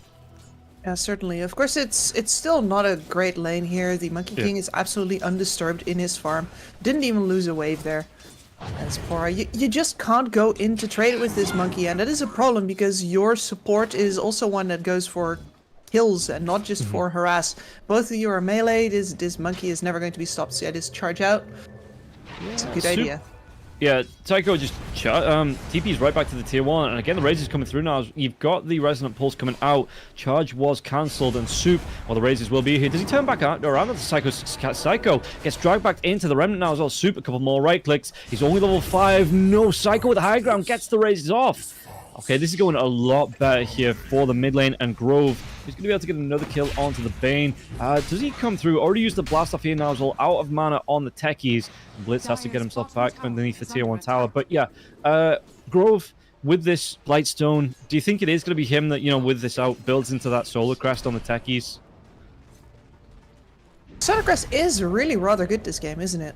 Yeah. I like that suggestion, even though the techies normally doesn't really enjoy having to build that necessarily. You can these days, but yeah, like the Solar Crest out on any of your cores is going to be good, even over on the Void Spirit. Extra tankiness just matters a lot, but especially the Slardar, right? Extra attack speed. Yeah, it would be nice. Yeah, and going as well, if you put it on anyone that you're chasing down, the minus arm to come through as well with the Corrosive Haze and the Solar Crest. And I do believe it was yourself that taught me that the closer you get to 0, you know, the more effective that's going to be here. Psycho damage, there is going to be charge onto Soup, though. Dissimulate comes through. He's going to be able to get that Astral Step away as the Spirit Breaker coming through into the mid lane. And Soup, he was just straight up out of there. Didn't want any part of that. It gets 2 for 1 for that Dissimulate. It's going to be very happy here, but it really just illustrates how little he can do in this lane unless he's actively going for the kill on the SF. Remedy though, I mean, they see the charge in, so they're going to get aggressive onto Remedy now as well. Soup comes in. There was a rotation from the techies. Void going to drop his Remnant. Psycho damage charge comes through. He's going to be able to get himself towards this Illusion Rune. Pops it a little bit earlier on. I thought he might have tried to go for the pop on the charge here, but Soup taking damage from the Razors. The techies won't be able to catch up, but TKC with the backup onto Soup here now as well. And Void Spirit, I mean, Psycho damage, we look at it net worth wise, he is just below the Void, but he's picking up kills. He doesn't seem to be scared to get aggressive here, and it seems to be paying off the Psycho damage. The only problem is he's going through a lot of mana with these Shadow Razors. The Razors not paying off there is really troublesome for him because right now as an SF you would want to go into the jungle with those and instead get some CS out of it, but he's forced to just hit his way to the next couple of gold Top lane. infusions. charge onto the Monkey King here, but Monkey King, he has that Wukong's excuse me, the Jingle Mastery going on level 5, no Wukong's command just yet. And Soup even TPs himself up, the root comes through. Yeah, Soup gets the credit for the kill. Do they go for more? OG back underneath the tier 1 as Cuckoo on the bottom lane here. He should be able to go for poison now as well. The corrosive phase is up. One more right click, trying to dodge himself around, but Cuckoo gets himself the double. And I think this is where you feel comfortable enough maybe to just leave Slardar on his own and start to rotate Grove around. But it looks like they want to take this tier 1 tower first. They have that catapult wave as well, the Blightstorm coming through. So this tier 1 tower, it is taking punishment here in the lane with the 3 ranged creeps as well as that catapult creep. So Cuckoo, he's setting up, and they should be able to take this one down and away from Blitz. You definitely take this tower now. There's absolutely no way they can clear the wave in front of you. This is a Bane lifestealer we're talking about. So that is a tower that is level 6 for Cuckoo as well. Just Techie's TPs towards the mid lane immediately.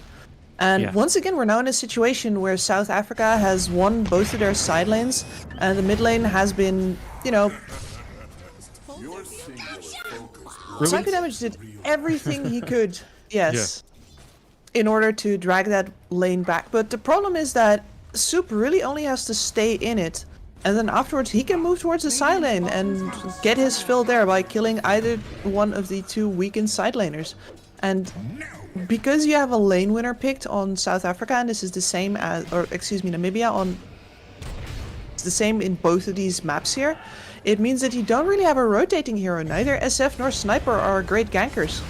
Yeah, oh, the double blast off in the mid lane is going to be able to get something out of this as well. Poison trying to do with the count. Psycho Damage taking the damage, and Cuckoo rotates in. Corrosive Haze comes out. They're going to be able to get 1. Do they get 2? They do, and now OG, he puts himself in a bad position. Where is that crush? In fact, they're not even going to need it. The bash comes out. Cuckoo with the double kill, and 4 heroes grouping up from South Africa. No. There's going to be the TP in from Pora. He's looking for what he can, but again, do they have enough here with the Starbreaker? They don't, and he just TPs in, tries to get some revenge. Cuckoo might go down to the tower. One more shot. No, the smoke. It breaks the missile coming through from the tower, and everybody on the side of South Africa survives there. Insult to injury, and that is, you know, if you ever see a Dawnbreaker TPing anywhere around this time in the game, you're like, oh, she doesn't have 6, does she? No, she doesn't. No, just a little bit away from it, but again, the punishment coming out, and really, again, just 1v1 against the Monkey King in the lane, cannot get anything out of this, and Remedy, he's looking great. He's going to get himself towards an Echo Saber coming out here fairly soon at about 1,000 gold. As Grove, he get the kill onto Psycho Damage. They're just bullying this mid lane now on the side of South Africa. SF absolutely defenses. I mean, we talked about this in the draft, right? If they can just run at him, and they are completely enabled by the fact that both of the side lanes are 100% stable, then it doesn't really matter how much help the SF has, because they don't have enough saves to insulate him from all of the jump. Yeah, and now Soup, level 8, the 4 points of the Resonant Pulse, the 1 into the Astral Step, like I said, the Remnant coming through. He does just feel safe. As soon as the SF stands ahead of the tower at any point, he just, especially with the double damage rune going out now as well, just moves himself right in, gets the gap close onto the SF, and until he gets the distance out. So maybe a Force Staff to come out here for the Shadow Fiends. It's actually give the Dragonlance first, maybe into a Hurricane Pike. But yeah, as soon as the Void comes into hugging distance, this SF just gets cleaned up. Exactly. I do think that the full Hurricane would actually be a really good idea for Psycho Damage here. It's the best defense you can get outside of buying that BKB straight up. And you're going to be able to get yourself out of the Wukong's range, away from the techies. I wish we could get away from the techies' voice lines. And the Slardar, of course. It's going to do a ton of work. And here we see the ganking SF. Yeah, and rotation coming through, but Remedy knows. He knows his hero's missing on the map as they put pressure onto the mid lane, onto Poison. No rotations from Namibia there to save the teammate. Just kind of, you know, the spidey sense is tingling here for Remedy, so doesn't actually go in until the teammates are freed up here. So he does go in for the tree dance into the ground, but he gets that shift off of the Mischief now as well, and OG, the TPs are going to come through. The TKC got the lockdown. OG, one more right click, and Remedy will be able to pick it up, and now the Dawnbreaker, well, he doesn't know which way to go, and the Boundless Strike doesn't connect, but the step in, where's that Remedy to come through onto Pora now? So Pora, that's just, it's a dead end there, mate. Tries to walk himself in, but the chase comes through, and South Africa, again, just ready to group up as 5 and start to take down tier 1s, maybe even tier 2s. 19 kills and a 10k net worth lead here at 11 minutes in. Yeah, South Africa, once again, they have themselves ahead in this game, and Namibia, the map just keeps getting smaller and smaller and smaller for them. And it gets smaller so fast, dude. Psycho damage here. Gets himself the Lancer Pursuit. Now he is going to have a little bit of damage. Look at how far forward this Monkey King is. And they know it too, because Dr. OG had the charge on him. They just can't stop him from doing anything that he wants. Yeah, and I think if Remedy had got that Balance Strike off there to connect onto the Spirit Breaker, I think that would have been a dead Spirit Breaker. Only level 5, no Nether Strike to come out. The Balance into the Jingu Mastery would have just been able to burst the Spirit Breaker down, and there would have been nothing he could do about it. Look at this one Slaughter keeping 3 enemy heroes busy, including that level 8 SF that is now solo destroyed by Soup. Yeah, pretty rough. The Nightmare comes out, but again, the Bash is going to be there on to Poison, and Poison, he's just going to be literal fish food here for the Slaughter. 4, 0, and 8 on Cuckoo, and he's having a great time here. The Echo Saber comes out for him. He's got the Bracer coming through, straight into the Blink after that now as well. So he's overdid it. Yeah, just a little bit. You're probably Deserved. Yeah, again, you've still got to play, you know, to the right level of confidence. You can't just be diving behind tier 2s on your own solo because you think your teammates might be able to back yourself up when they've already started to move themselves away. This poor Bane is still level 5 as he TPs in here. Just really not that big of a threat at all without the Fiend's Grip, which is one of the main tools they're going to have to take, for example, Soup down on this Void Spirit. You see, he can just jump in like this. Like, he looks at this Bane, it's like, oh, you're level 5. Okay, cool.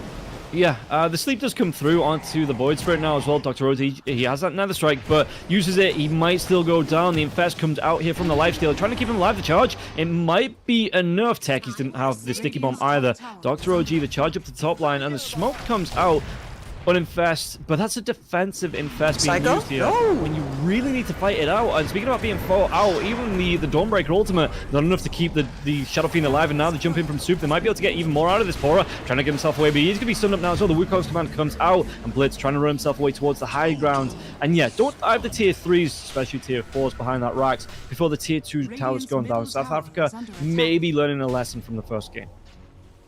Yeah, probably. I'm just really wondering who is going to build the Desolator here. And I'm thinking it's going to be the Monkey King, because there is a Manta style queued up right now. But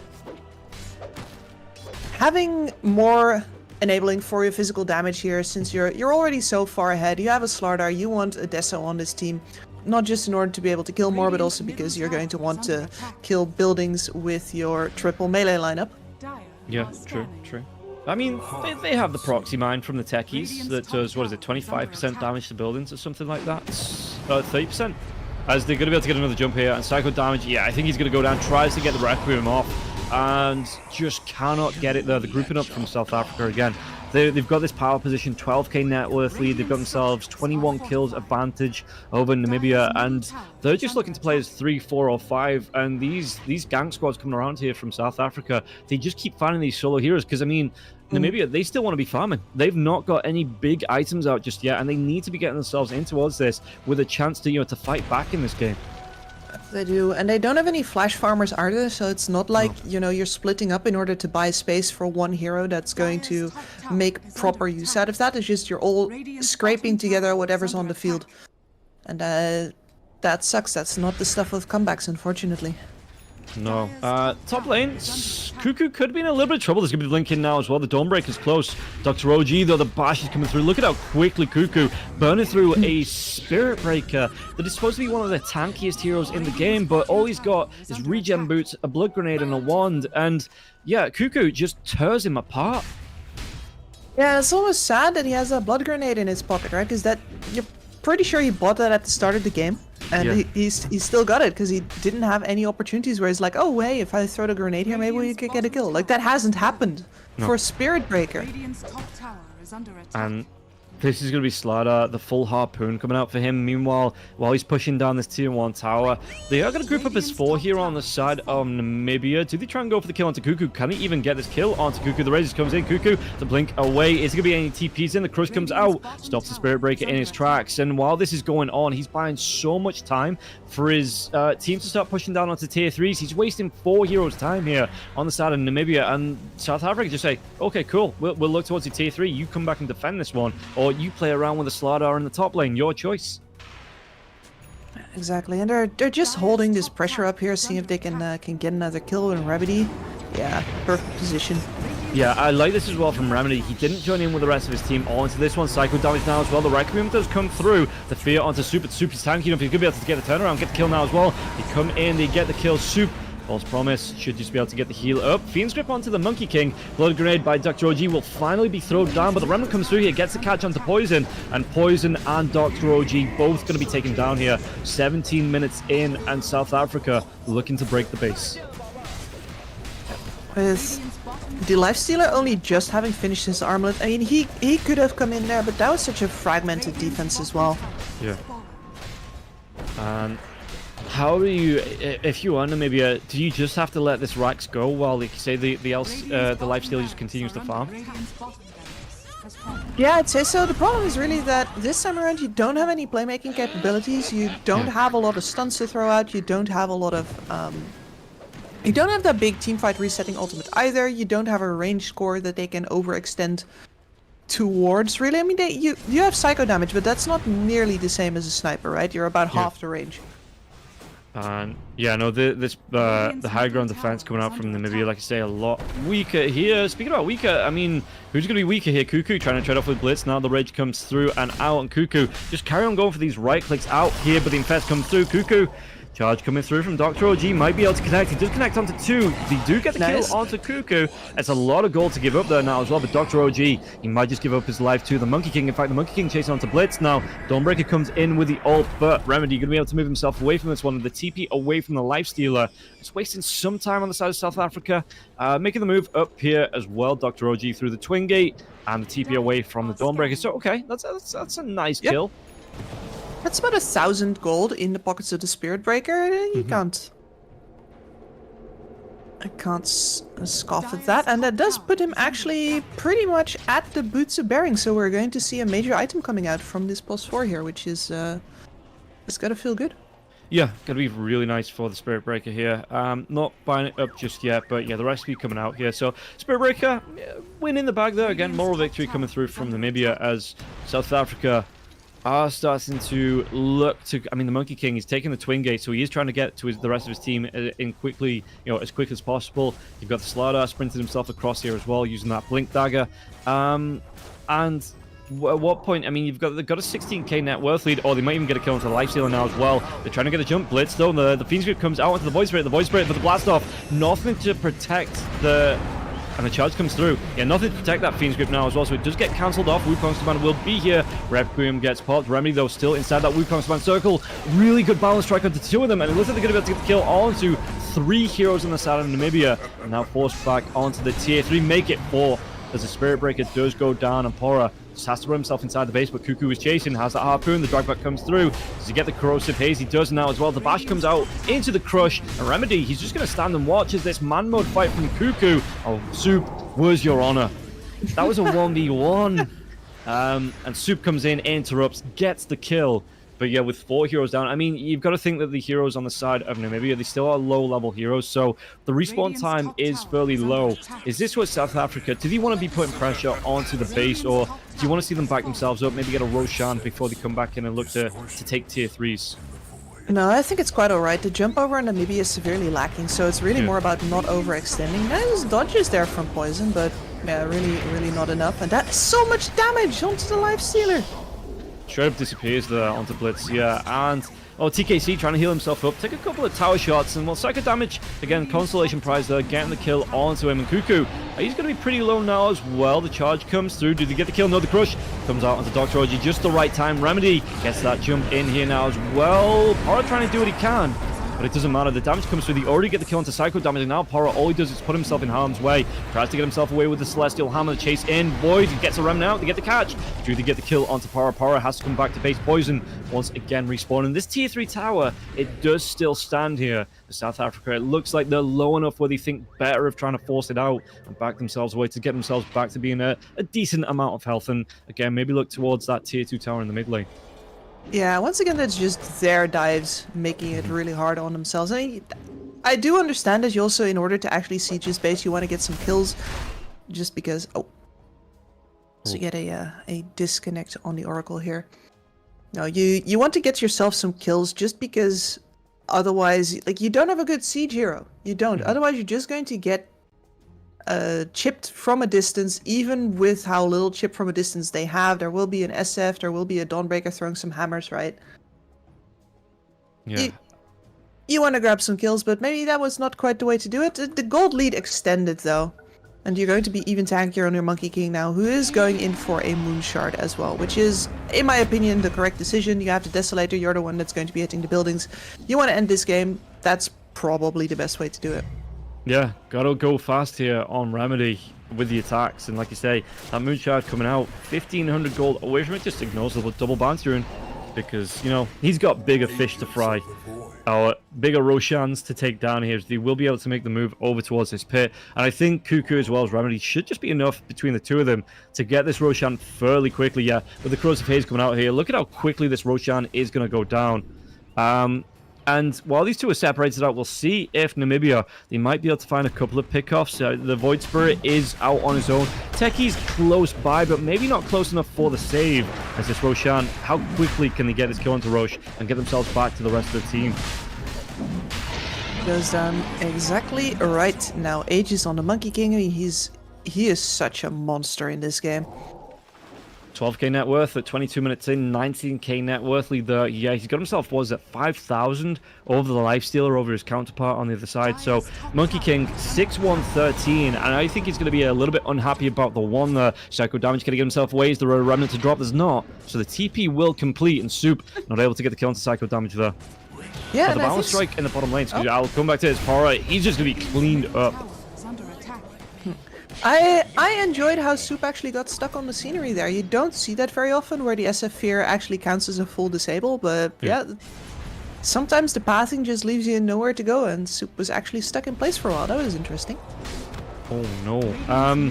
Yeah, again, just the little things coming through here. Psycho Damage trying to do his best. But you look at this now, even the Techie's sitting above him in terms of net worth. So it's going to be another kill onto Blitz. And I think this is the tier 2 tower in the mid lane goes down without the lifestealer. I mean, the lifestealer can buy back. The Dawnbreaker is respawning soon now as well. But I think this is where, with the Aegis, I don't think we see any fountain diving coming out this time. But South Africa, they are going to look back towards a Megas here, I think. As they should. They have Remedy now with this incredible amount of damage. Desolator coming in, and then Cuckoo is actually also such a beast. He's not even lower in level than the rest of his cores either. No, charge comes in now from Dr. OG. I think he'll be able to get the kill. Remedy's going to go for the Wukong's man right above the Ancient here. He do get the kill. The buyback comes out from Poison, but Psycho damage goes down. Everybody has buybacks. It looks like everybody's going to be using that now as well. False Promise comes out onto Remedy, just trying to keep him alive, keep him healthy, and keep him going here, as he does have the gold for the full Moon Shard if he wants it. And this should be, again, just a second lane of Rikes coming out. Well, we'll see how aggressive you want to get here. Charge comes through, but again, Dr. OG going to be stopped by the charge. Backline dive coming out from Remedy.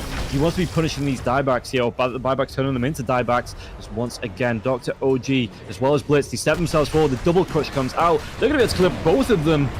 And now it's going to be nothing. 2 versus 4. Yeah, Requiem, no, the stun. It's going to stop Psycho damage in his tracks. And I think we might be looking at the end of game number 2. I think we are indeed, as that was like a knife through hot butter, and this time it's controlled, right? You can see how they're actually flanking over on the 2 more mobile heroes while the Slardar is hitting the racks, and just waiting for anybody to react to the pressure on the racks in the middle so they can flank him. And that gives them the opening kill on the Bane being the only disable threat. Once the disable threat is out, South Africa doesn't have to fear anything anymore. You can just play your way through the rest of the fight.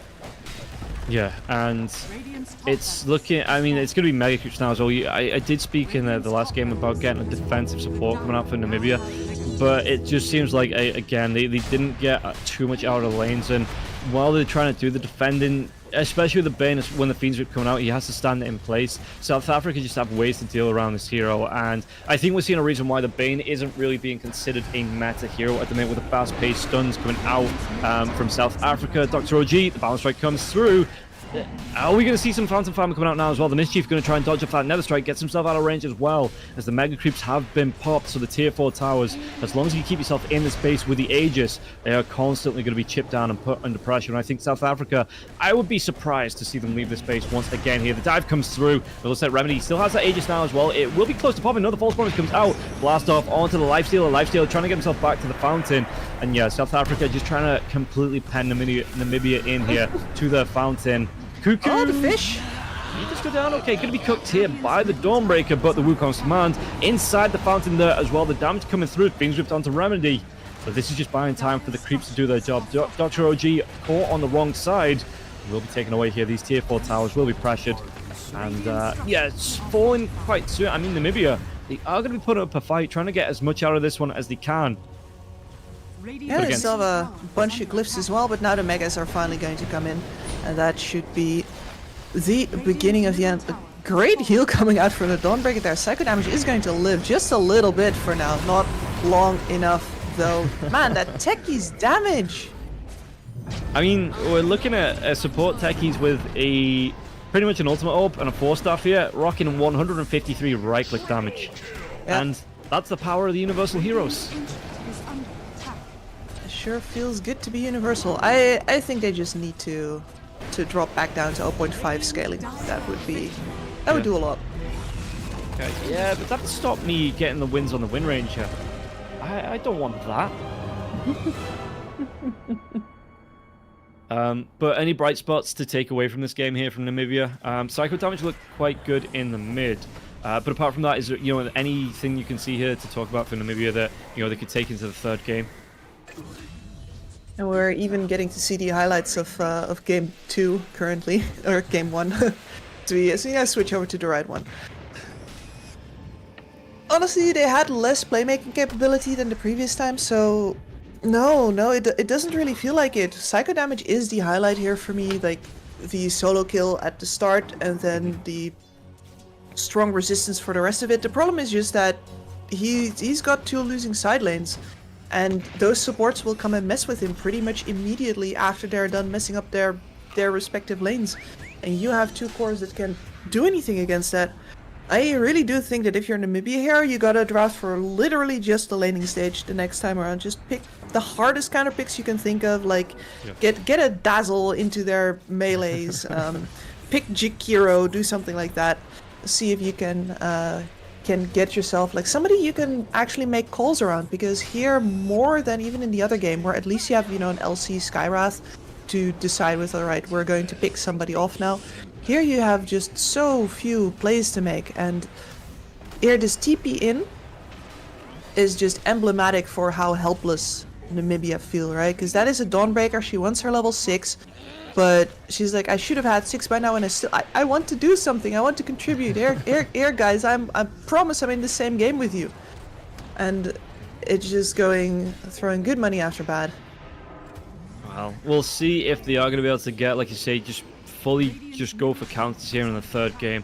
That's going to be the second game over. Looking really good for South Africa. It looks like they might get a clean sweep here, 3-0. But Namibia, they have at least one game to come to try and prove South Africa wrong. So we're going to take a quick break and we'll be back with the third, potentially final game after this break. We'll see you after that.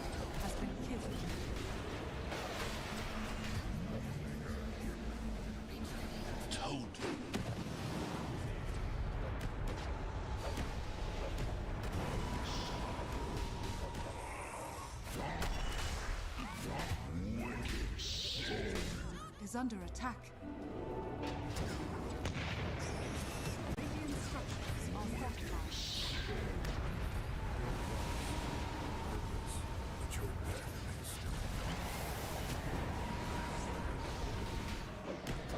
Radiant's middle tower is under attack.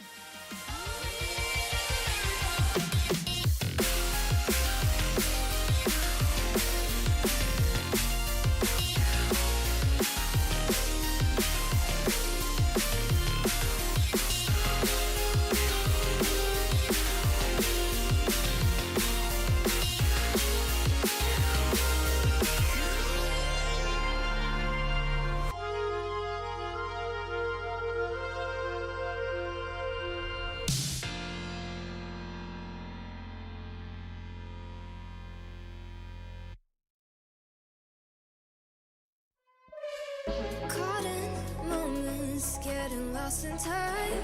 All the pressure is building up inside. I can't control what's running through my mind. My mind, oh. I try to run for out of sight, but I can't find nowhere to hide. Go wake up, losing hope, but also tight. Now I'm fighting to survive, but I'm falling, can't stop falling deeper.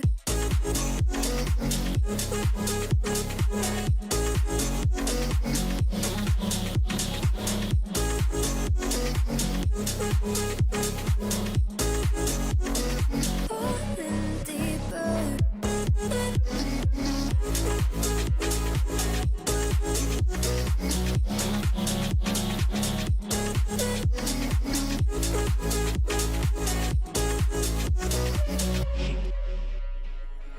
Caught in moments, getting lost in time. All the pressure is building up inside. I can't control what's running through my mind. My mind, oh. Growing weaker, it's getting hard to fight. Losing patience, where are the warning signs? I can't take it, I need you here tonight. Before I fall into the end, I try to run for out of sight, but I can't find nowhere to hide. Go wake up,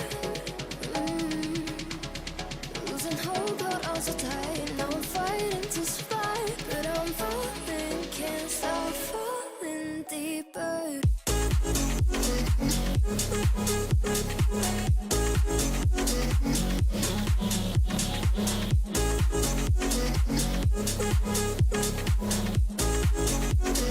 Falling deeper.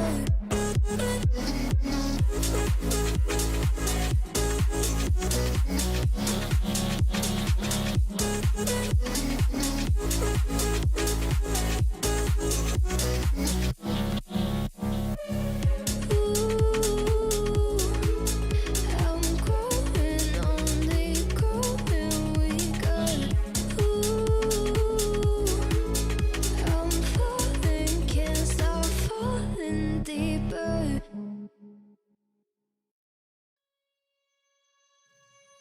Let me stay with you. You're asking you just one night. I don't know about your life, but tell me 'cause we still have time. I can't say I can't help you, but do you feel the same, don't you? I think of you every moment. I think of you every moment. I can't say I can't help you, but do you feel the same, don't you? I think of you every moment. There's nobody else.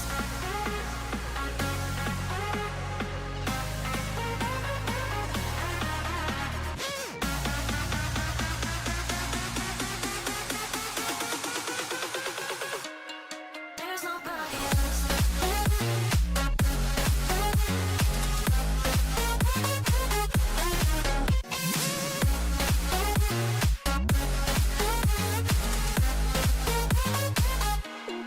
There's nobody else.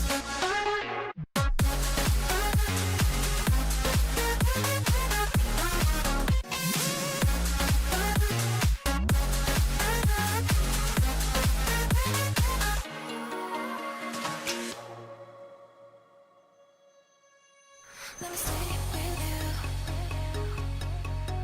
You're asking you just one night.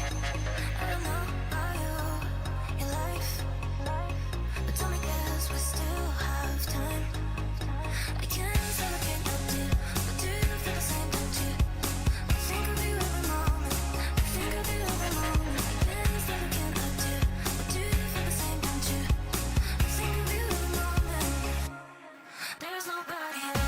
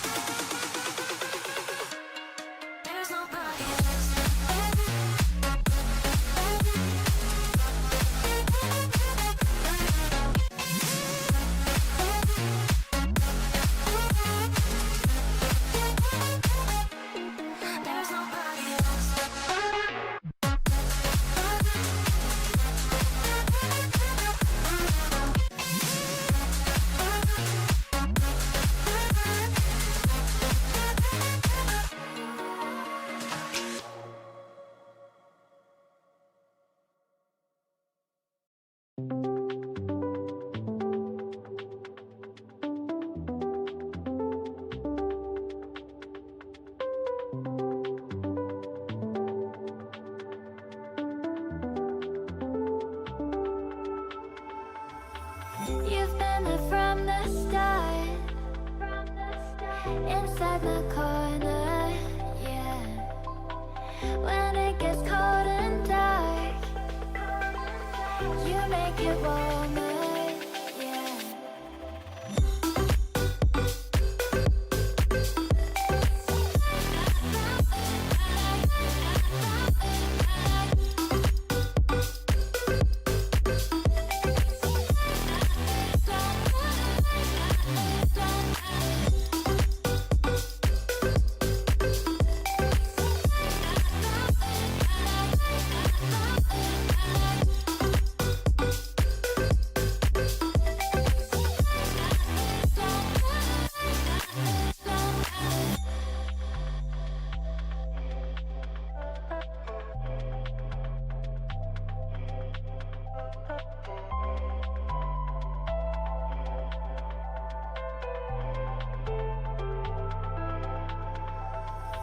You've been there from the start, inside my corner, yeah.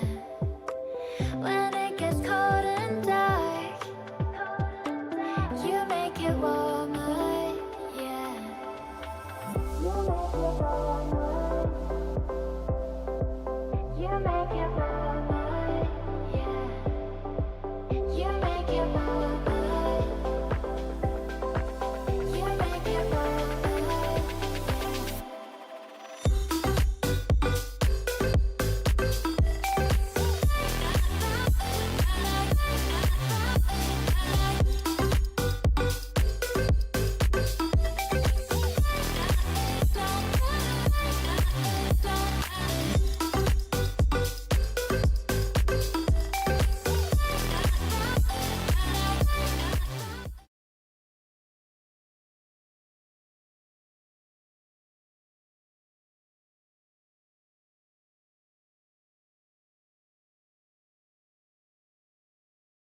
I don't know what's the issue, but yeah, it seems like Namibia had some struggles also in the second game. So we will see if they will be able to get a reverse sweep or it will be a 3-0 from the South Africa side. As I saw the last two games, I think South Africa should be able to take this one off and advance to the main stage of the tournament. But as I hear, casters are ready, so let's get into the third and maybe the last game.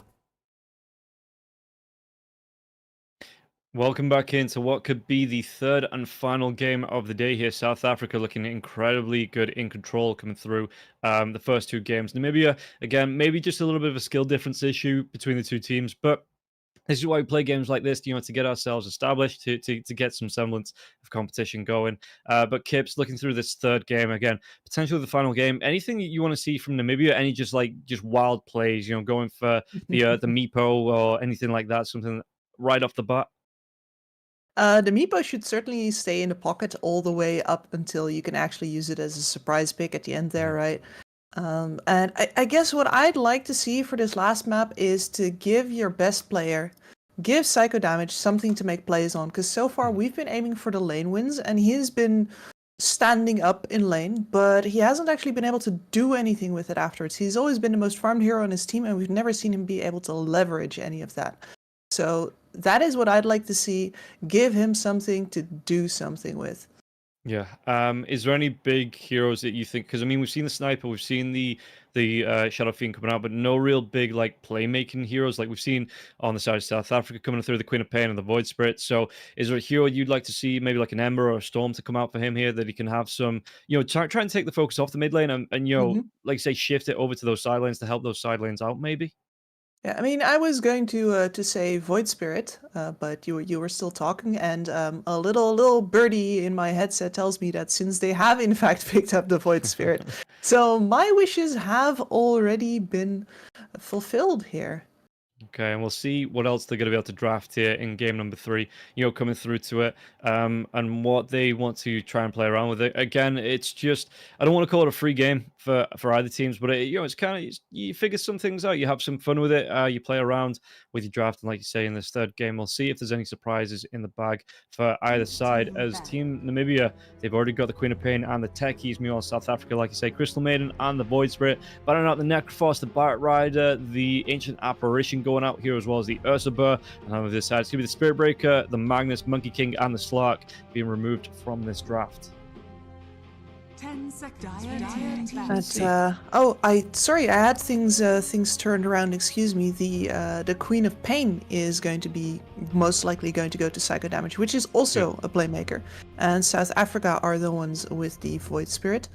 I guess like I'm okay with that. Of course, the Void Spirit does generally do really well versus the Queen of Pain in lane. You can take the early point in the Dissimulate in order to actually dodge the dagger with, but you don't necessarily have to do that. I've seen a ton of Void Spirits just work through it and use their additional tankiness to deal especially the damage shield, right, to deal with the right clicks from the Queen of Pain, and it really all comes out in the wash. And then especially if the Queen of Pain tries to level into that dagger more in order to beat the so-called melee matchup, that's a bit of a bait, as South Africa are memeing. We're doing it.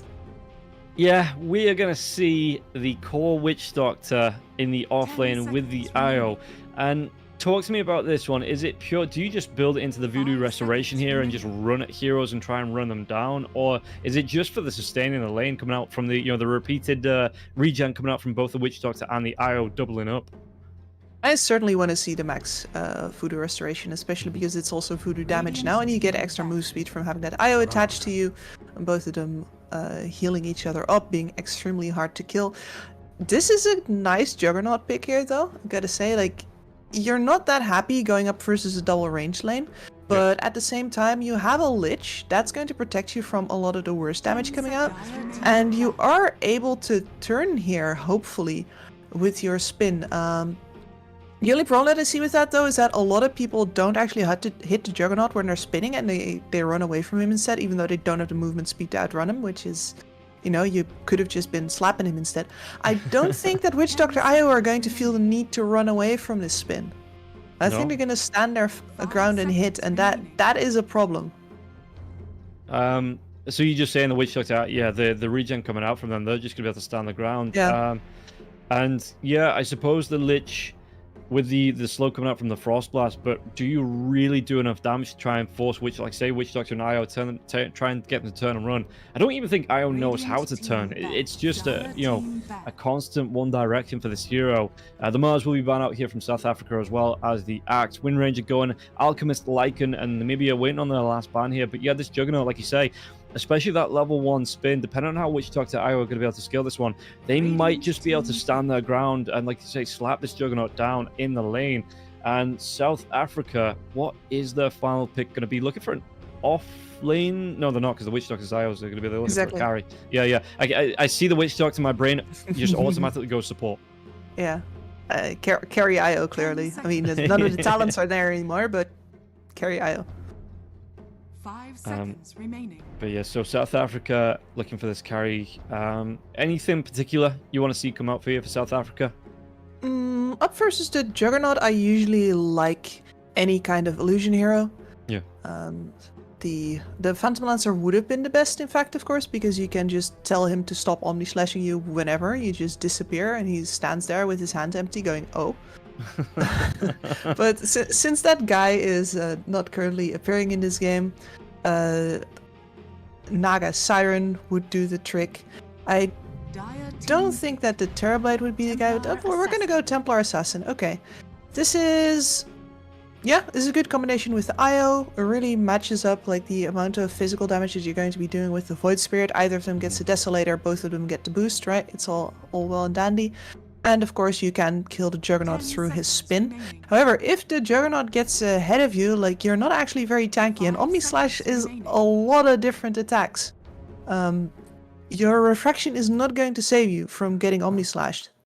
Yeah, I'm just looking at the South African draft here, and I'm thinking that around 10 minutes, or 12 to 15 minutes, They just want to group up as 5 again and just get aggressive. Once the Templar Assassin's got that Dragon Lance, the Death Sword to come out, maybe even a Blink Dagger here for the Templar Assassin, which might be a big ask in about 15 minutes. But, you know, if they can group up the fights, get the net worth out of the kills. Yeah, no, I'm looking at this draft for South Africa. I'm just seeing full-on, like, run at them Dota. You know, some good old Davai Dota coming out from, you know, the Eastern European region, that South Africa.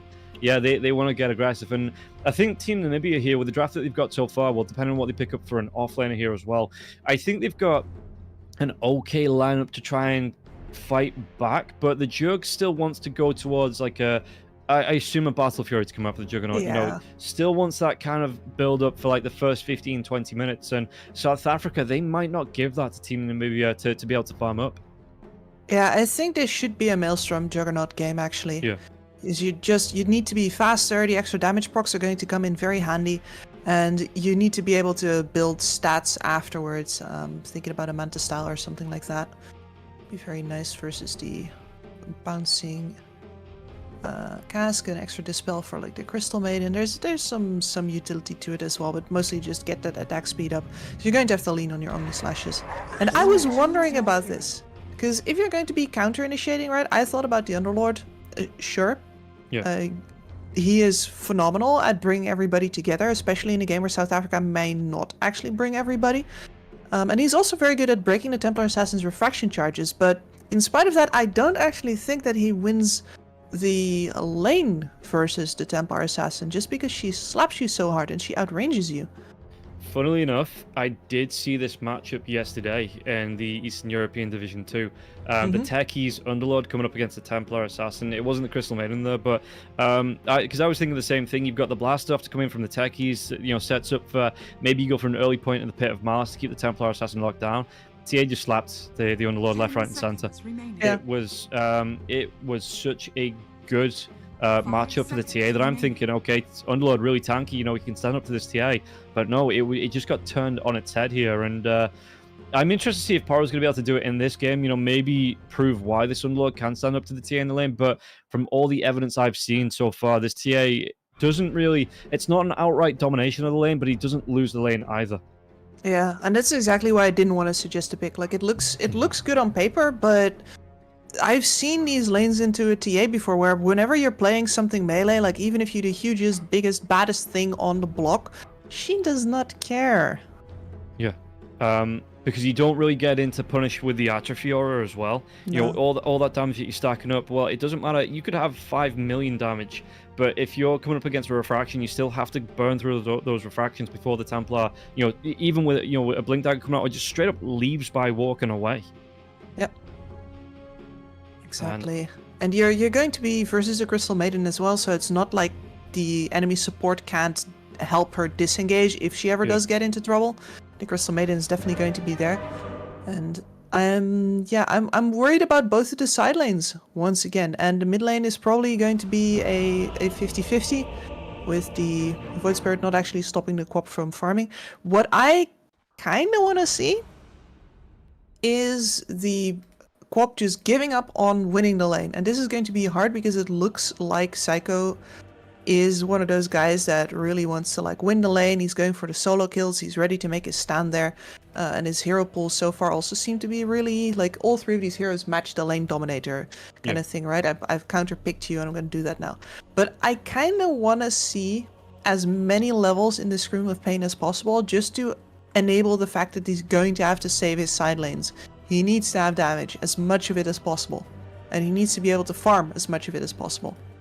So, do you want to see Queen of Pain, as soon as he hits 6 here on Psycho damage, just straight up rotate into the side lane? Like, I know you're saying, but at what point does Queen of Pain need to focus on, like, say, leaving that mid lane and putting the pressure onto the side lanes? And ideally, if you're a Quap, right, you wait until you've got max Scream before you do that. I'm not sure he's going to have the time, but that would be the ideal scenario. I do think that he should refrain from overly looking for the opportunity, because we've seen before that South Africa knows better when they're dead versus when they're not than Namibia does. Yeah. And you can really ruin your own tempo on a Queen of Pain by over-rotating because you're over-eager. So really wait for them to dive you. You know it's going to happen. They're going to come. Don't worry about that. You're going to have your opportunities. So wait it out, get your levels, get your farm up until that, and play like the patient predator game, the guerrilla game, if you will. Okay. Well, we'll see. I mean, like you said, that Psycho Damage seems to be very focused on being able to put the pressure into his own lane. You're maybe winning that first. So, first of all, we'll see how the lane's going to go up against Soup on this Void Spirit there. And Soup looked fairly comfortable up against the Shadow Fiend on the Void Spirit in the last game. We'll see if it's going to be a repeat. And what damage they're actually going to be able to do to this Juggernaut here on the side of South Africa. Because, again, the Lich into the Juggernaut, it is a good combination. But if this this offlane combo with the Witch Doctor, the IO, if they do feel like they can get aggressive, maybe they just run down, finish off the Lich, and then put the pressure onto him. And yeah, South Africa having a little bit of a high five party here to get morale up coming into this, again, potentially third and final game of the series. Yeah, you just gotta do it. Yeah. You can tell they're feeling confident here coming through on this. Grove, he might be left hanging though. Oh no. Oh no. I mean, can I just say I absolutely adore this IO cosmetics. It's The battle begins. a shame that it was so hard to get, but it's so gorgeous. Yeah, I mean, there's only so much you can do with a literal floating ball as well. So I'm waiting for like the World Cup one. You know, it's just a football or something like that to come out. But it does look really nice, and unfortunately, I also could not get my hands on it. Nobody good. This is actually the first time I've seen it in a game. OG taking punishment. This might actually be the first blood. It will be. Remedy picks it up here. Going towards the Templar Assassin as well. That's going to be the Wraith Band as well as a magic... is it a magic stick? Yeah, just a magic stick to come out.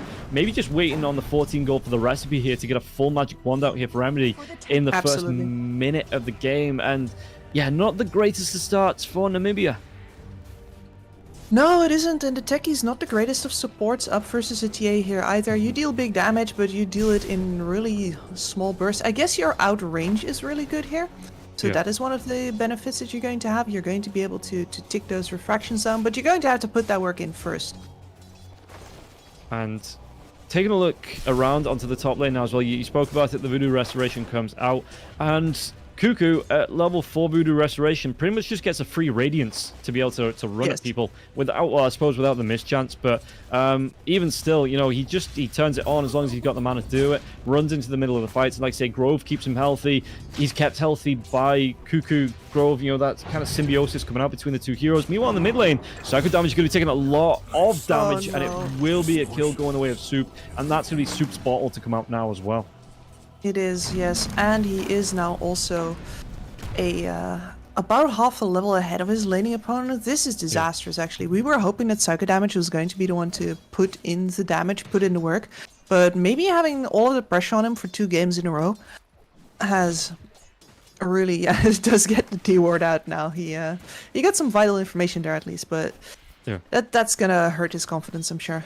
Well, swings and roundabouts, you know, you get taken down, but it's 100 gold off that ward here. Psycho Damage, oh yeah, Soup gonna be able to get the Void Remnant drag back once again. Psycho Damage, level 1 Blink, actually gonna put the points into the Shadow Strike, it seems, to try and get that harass off. The heal to come through onto Psycho Damage now as well, so Soup will take some damage. Psycho Damage, does he want to chase? Doesn't have the Blink, and then really underneath the tier 1 tower as well. Don't really want to be blinking into that so early on at level 3, but Soup gonna be able to get himself, again, the Water Runes. He's got that bottle. And we'll see just if he's going to be able to make a move, maybe to both of them here. Psycho Damage is just a little bit preoccupied at catching up on the creep wave. But no, it looks like Psycho Damage wants to move himself in, gets that blink out, and steals it away from Soup. It still means that Soup is... Okay, that last hit there was very important. Soup is going to be able to get the other one, but tanks another dagger for his trouble, which is pretty painful. And he has put his point on level 4 into Dissimulate right now, so Psycho Damage, yeah, has gone into the Scream of Pain, and there should be no more levels in the Shadow Strike to follow. Yeah, and we'll see. So do you just want Queen of Pain just straight up now 4 points into it? Or are we looking for a Sonic Wave in there as well, and then you just complete the build on the Scream? As more damage come through, Psycho Damage can be dragged back once again by that Remnant Grab, and Soup trying to trade this one off. He's used all of his cooldowns here. Psycho Damage going to be able to get the blink away. Soup even going to take a tower shot for his troubles. Pop at least going to get quite a bit of regen out of this dagger here, as they trade these blows back and forth in the mid lane. Now, ideally you max Scream of Pain, but in this game I think you should actually have the Sonic Wave as a reactive opportunity, because they will be diving your side lanes. Yeah, and look at this coming through here. Cuckoo just played it as far back as possible to make sure the tether didn't snap, but was still able to get the heals off. And Grove just stood his ground. They got the kill onto the Lich now, and Blitz completely out of mana. Cuckoo, what's he got? The 1 point into the paralyzing cast. He might actually make a run at Blitz here. Remedy, he's just cleaning up onto OG once again. And yeah, again, Para, we talked about it in the draft. He even went for the Ring of Health right off the bat, picking up no items.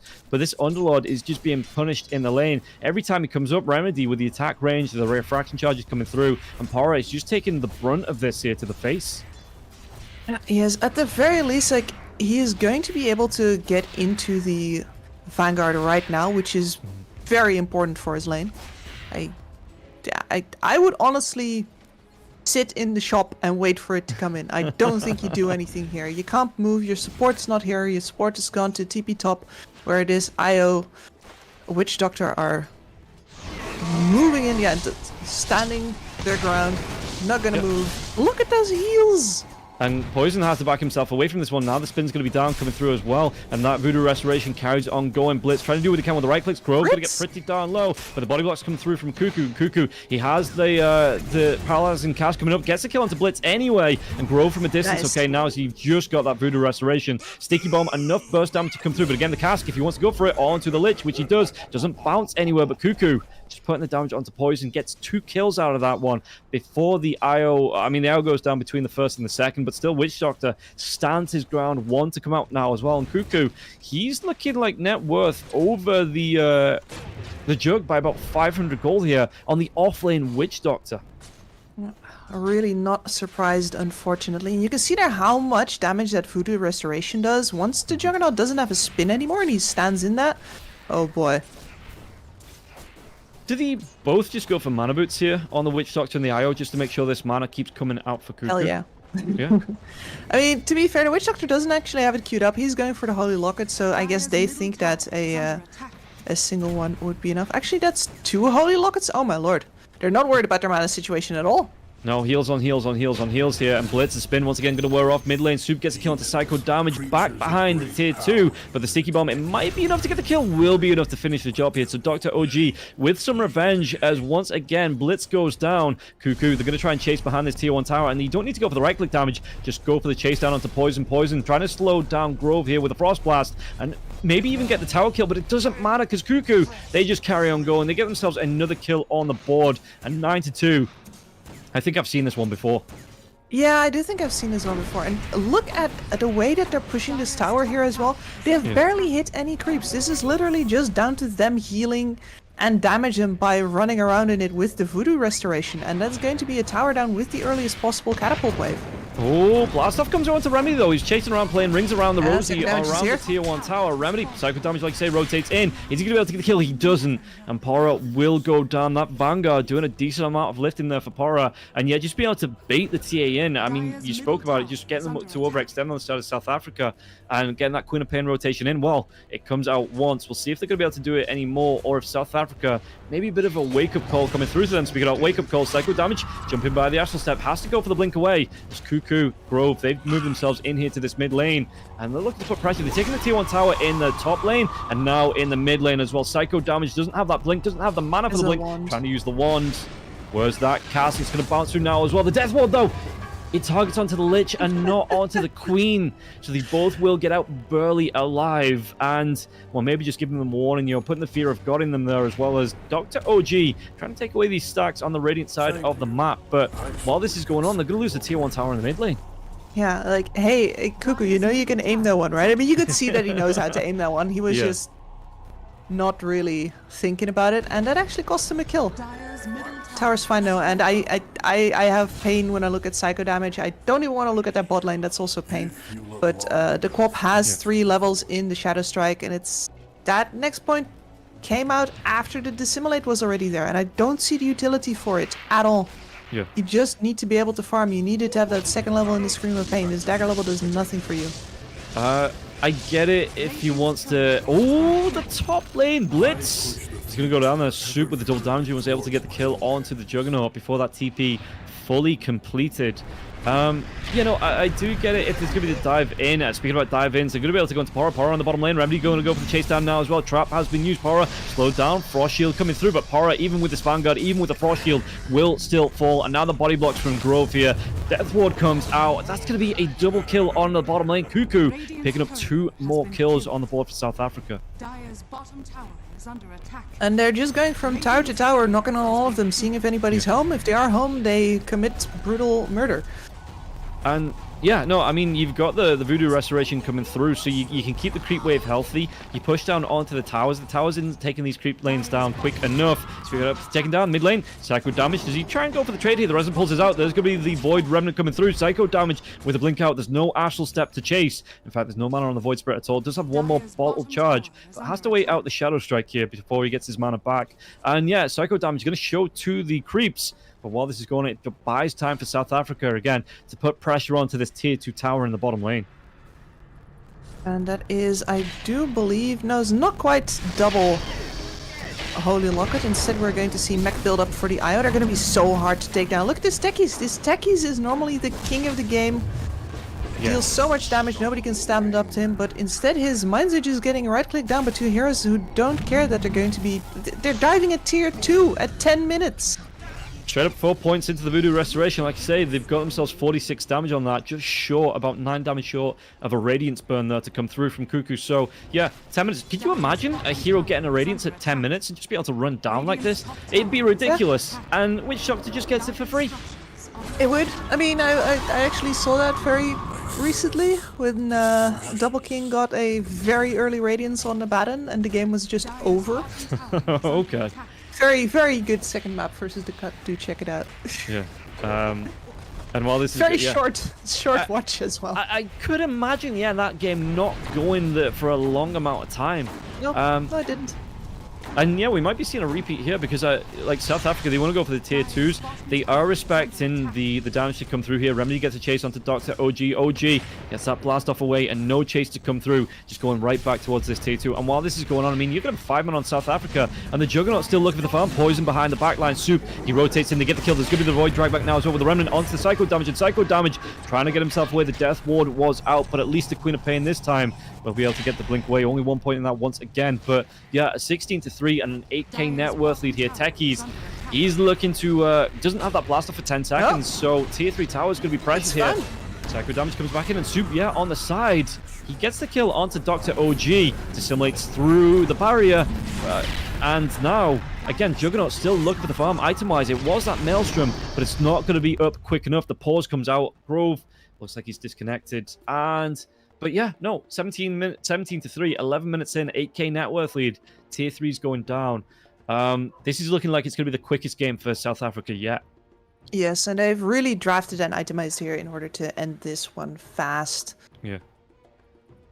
The Templar Assassin is finishing the Dragonlance before getting to the Dessa, but she's already flying in a Mithril Hammer. So that's how her farm situation is going.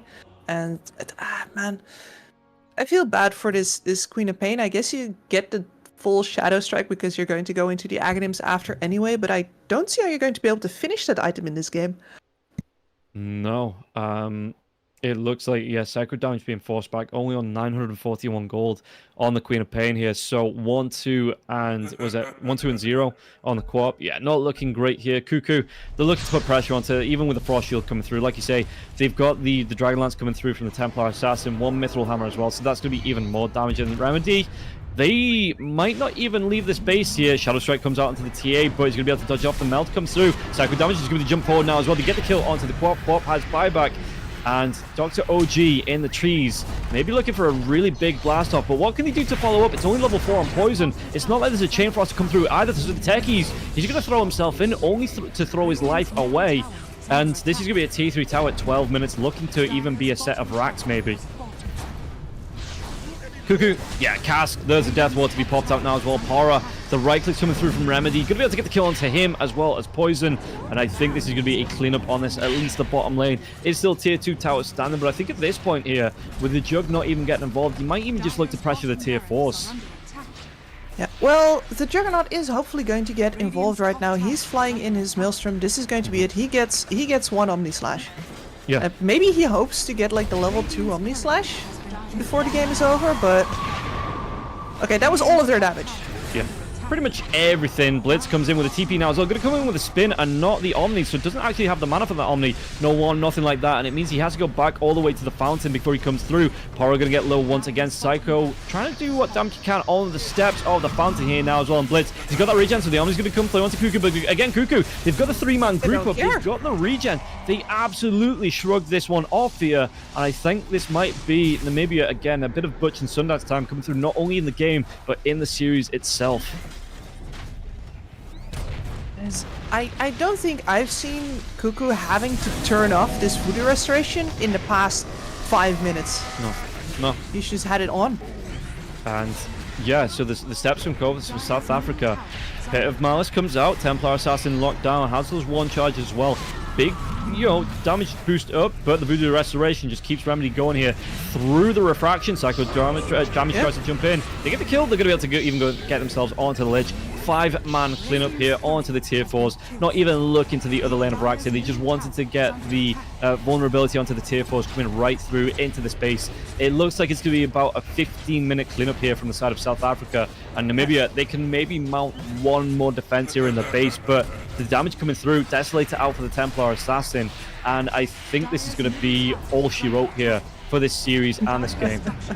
You gotta love Namibia though. It's like, we have a glyph, we're gonna use the glyph. We have respawns because we have such short respawn cooldown timers. We're just going to go back in and we don't care. They're going to lay down our lives. This is the Ancient. We have to defend it. Yeah, spin comes in from Blitz once again. Doesn't have that Omnium Splash for another 30 seconds, but you've already lost 2. 5 comes through. That's going to be the death of the Juggernaut now as well. 30 seconds without him. This tier 4 tower should fall. And, I mean, let's not, just be sour on Namibia as well. They have had good points during I'm going to say 2 out of the 3 games. There's just a skill difference between the 2 teams here, and the fact that they held out so long in game number 1. There's OG fireworks coming through, the blast offs, but they're not going to be celebratory.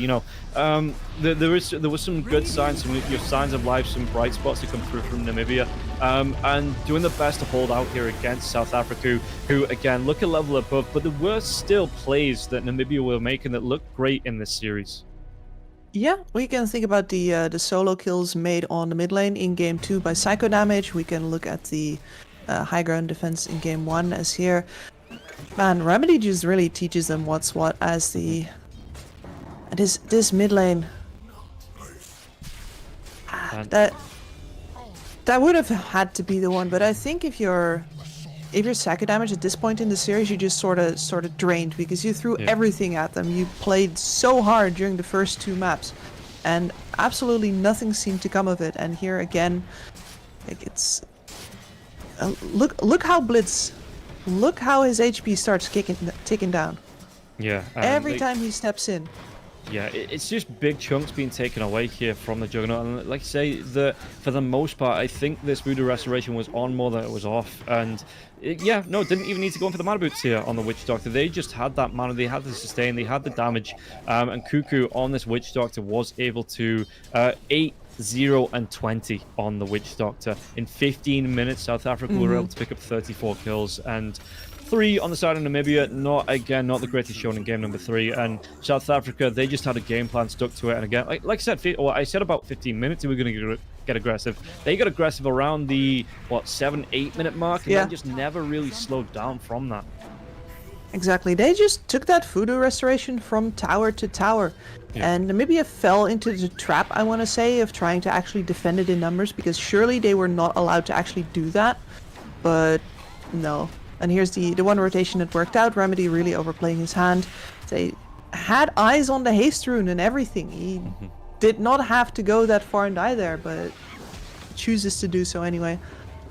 Yeah, and the Death Ward control. Well, this Death Ward control didn't pay off, but after this, the dives coming through, and again, that Death Ward being so low cooldown just meant that every time they did take a fight, more often than not, they were able to pop it off and claim a kill with it here. And Cuckoo just being able to, like say, 8, 0, and 20 on him. You had the the rotation coming through the IO as well, 2-1 and 18. So you can see that it really was a team game, 3-0-21 on TKC on the Crystal Maiden.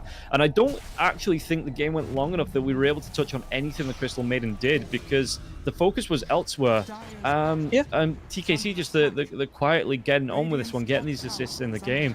And yeah, South Africa, like, I'm not trying to take anything away from Team Namibia, because there was a little bit of a skill difference. And, you know, as that famous saying goes, being sort of bad at something is the first steps of being sort of good at something. Yep. And hopefully they will be able to grow from this, you know, maybe sort themselves out as a team. But South Africa looking incredibly competitive into this one. So looking forward to see what they can do as they move on towards, well, they've qualified, and what they're going to be able to do at the main event.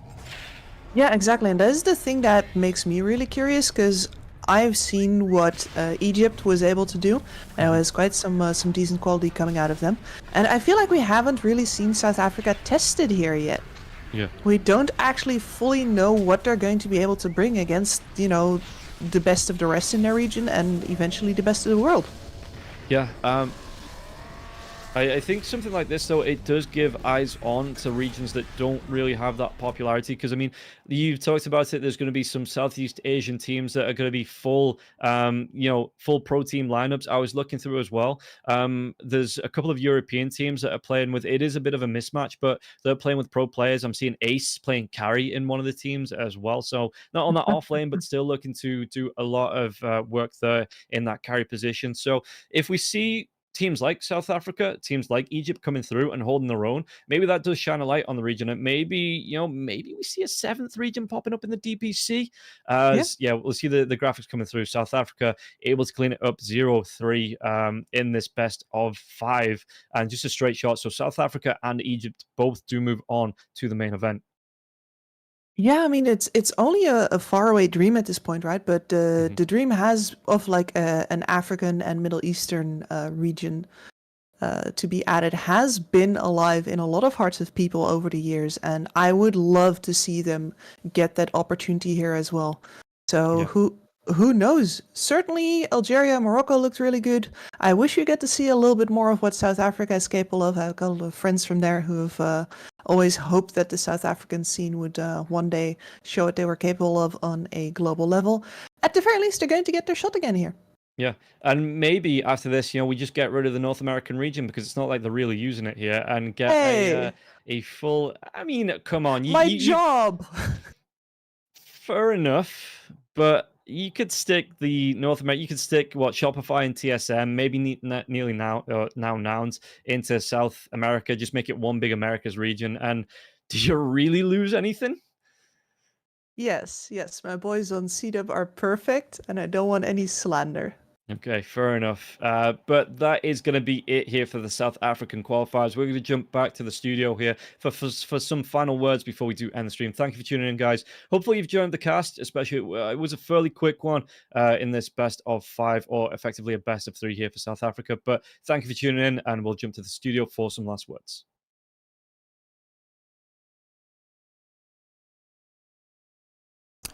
Thanks to our amazing cast studio, Kips and Robin Roll. As we saw, I mean, Namibia didn't have a chance against South Africa. Very strong performance from their side. That means, guys, the Dota 2 tournament is over, and we can just take a look again on these 2 regions, Northern Western Africa region, where Egypt continues to the main stage, Algeria finished the 2nd, and Morocco 3rd, and from the South Africa region, after this BO5 matchup, it's the South Africa that moves forward into the main stage of the tournament. It was very fun to watch these kind of matches, pretty one-sided from today, but I hope the second tournament that we are going to cover from the World Esports Championship 2022 Africa Regional Qualifiers will be maybe some closer, and that's the PUBG Mobile. From tomorrow we will cover this tournament as well. We are starting at 12 p.m. so we will see you guys tomorrow. Thanks for watching, and yeah, PUBG tomorrow is ready. 'Cause honestly, we're torn by our breath. This is so real. Just you and me with the skate girl tonight.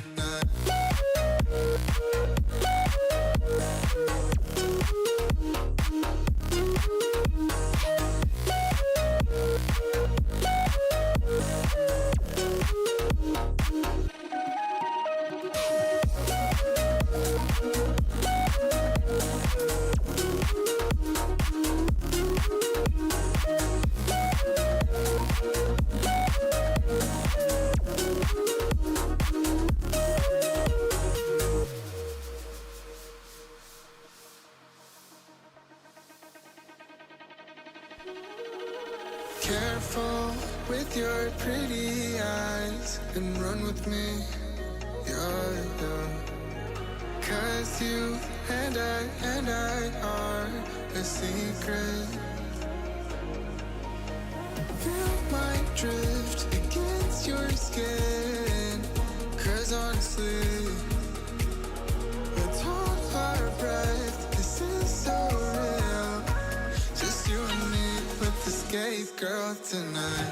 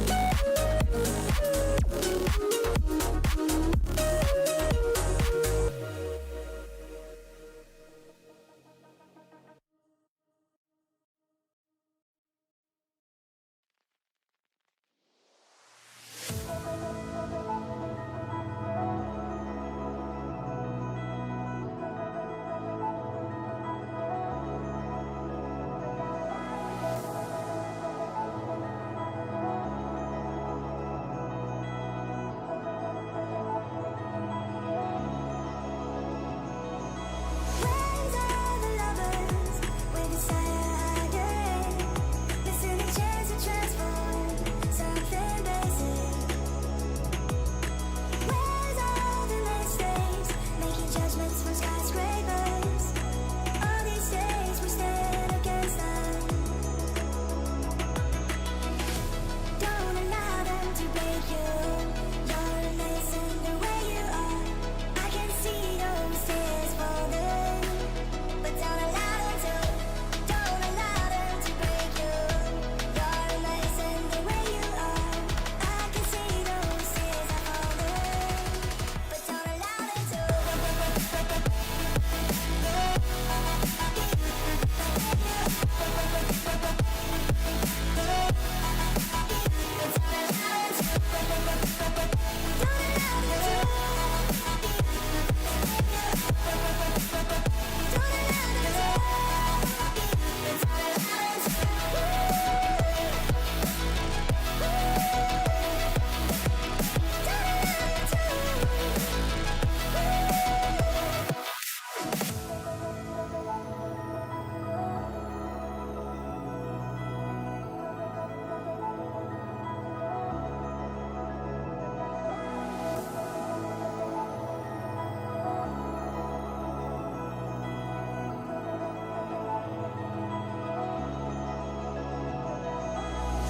I fear the teardrops may get caught within the downpour. Yet there's never hell without relief. Where's all the champions giving out their speeches? All these days thought of the least. Don't allow them to break you. You're amazing the way you are. I can see those tears falling, but don't allow them to. Don't allow them to break you. You're amazing the way you are. I can see those tears are falling, but don't allow them to.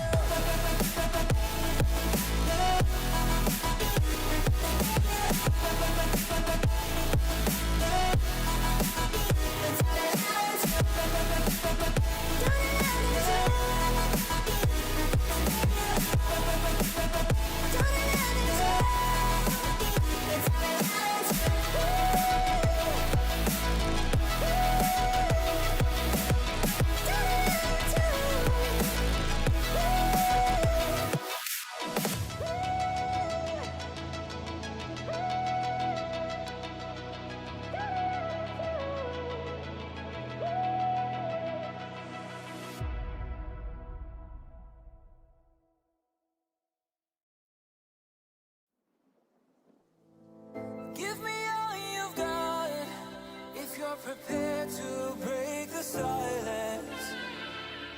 I'll be out in the sunshine, running beside the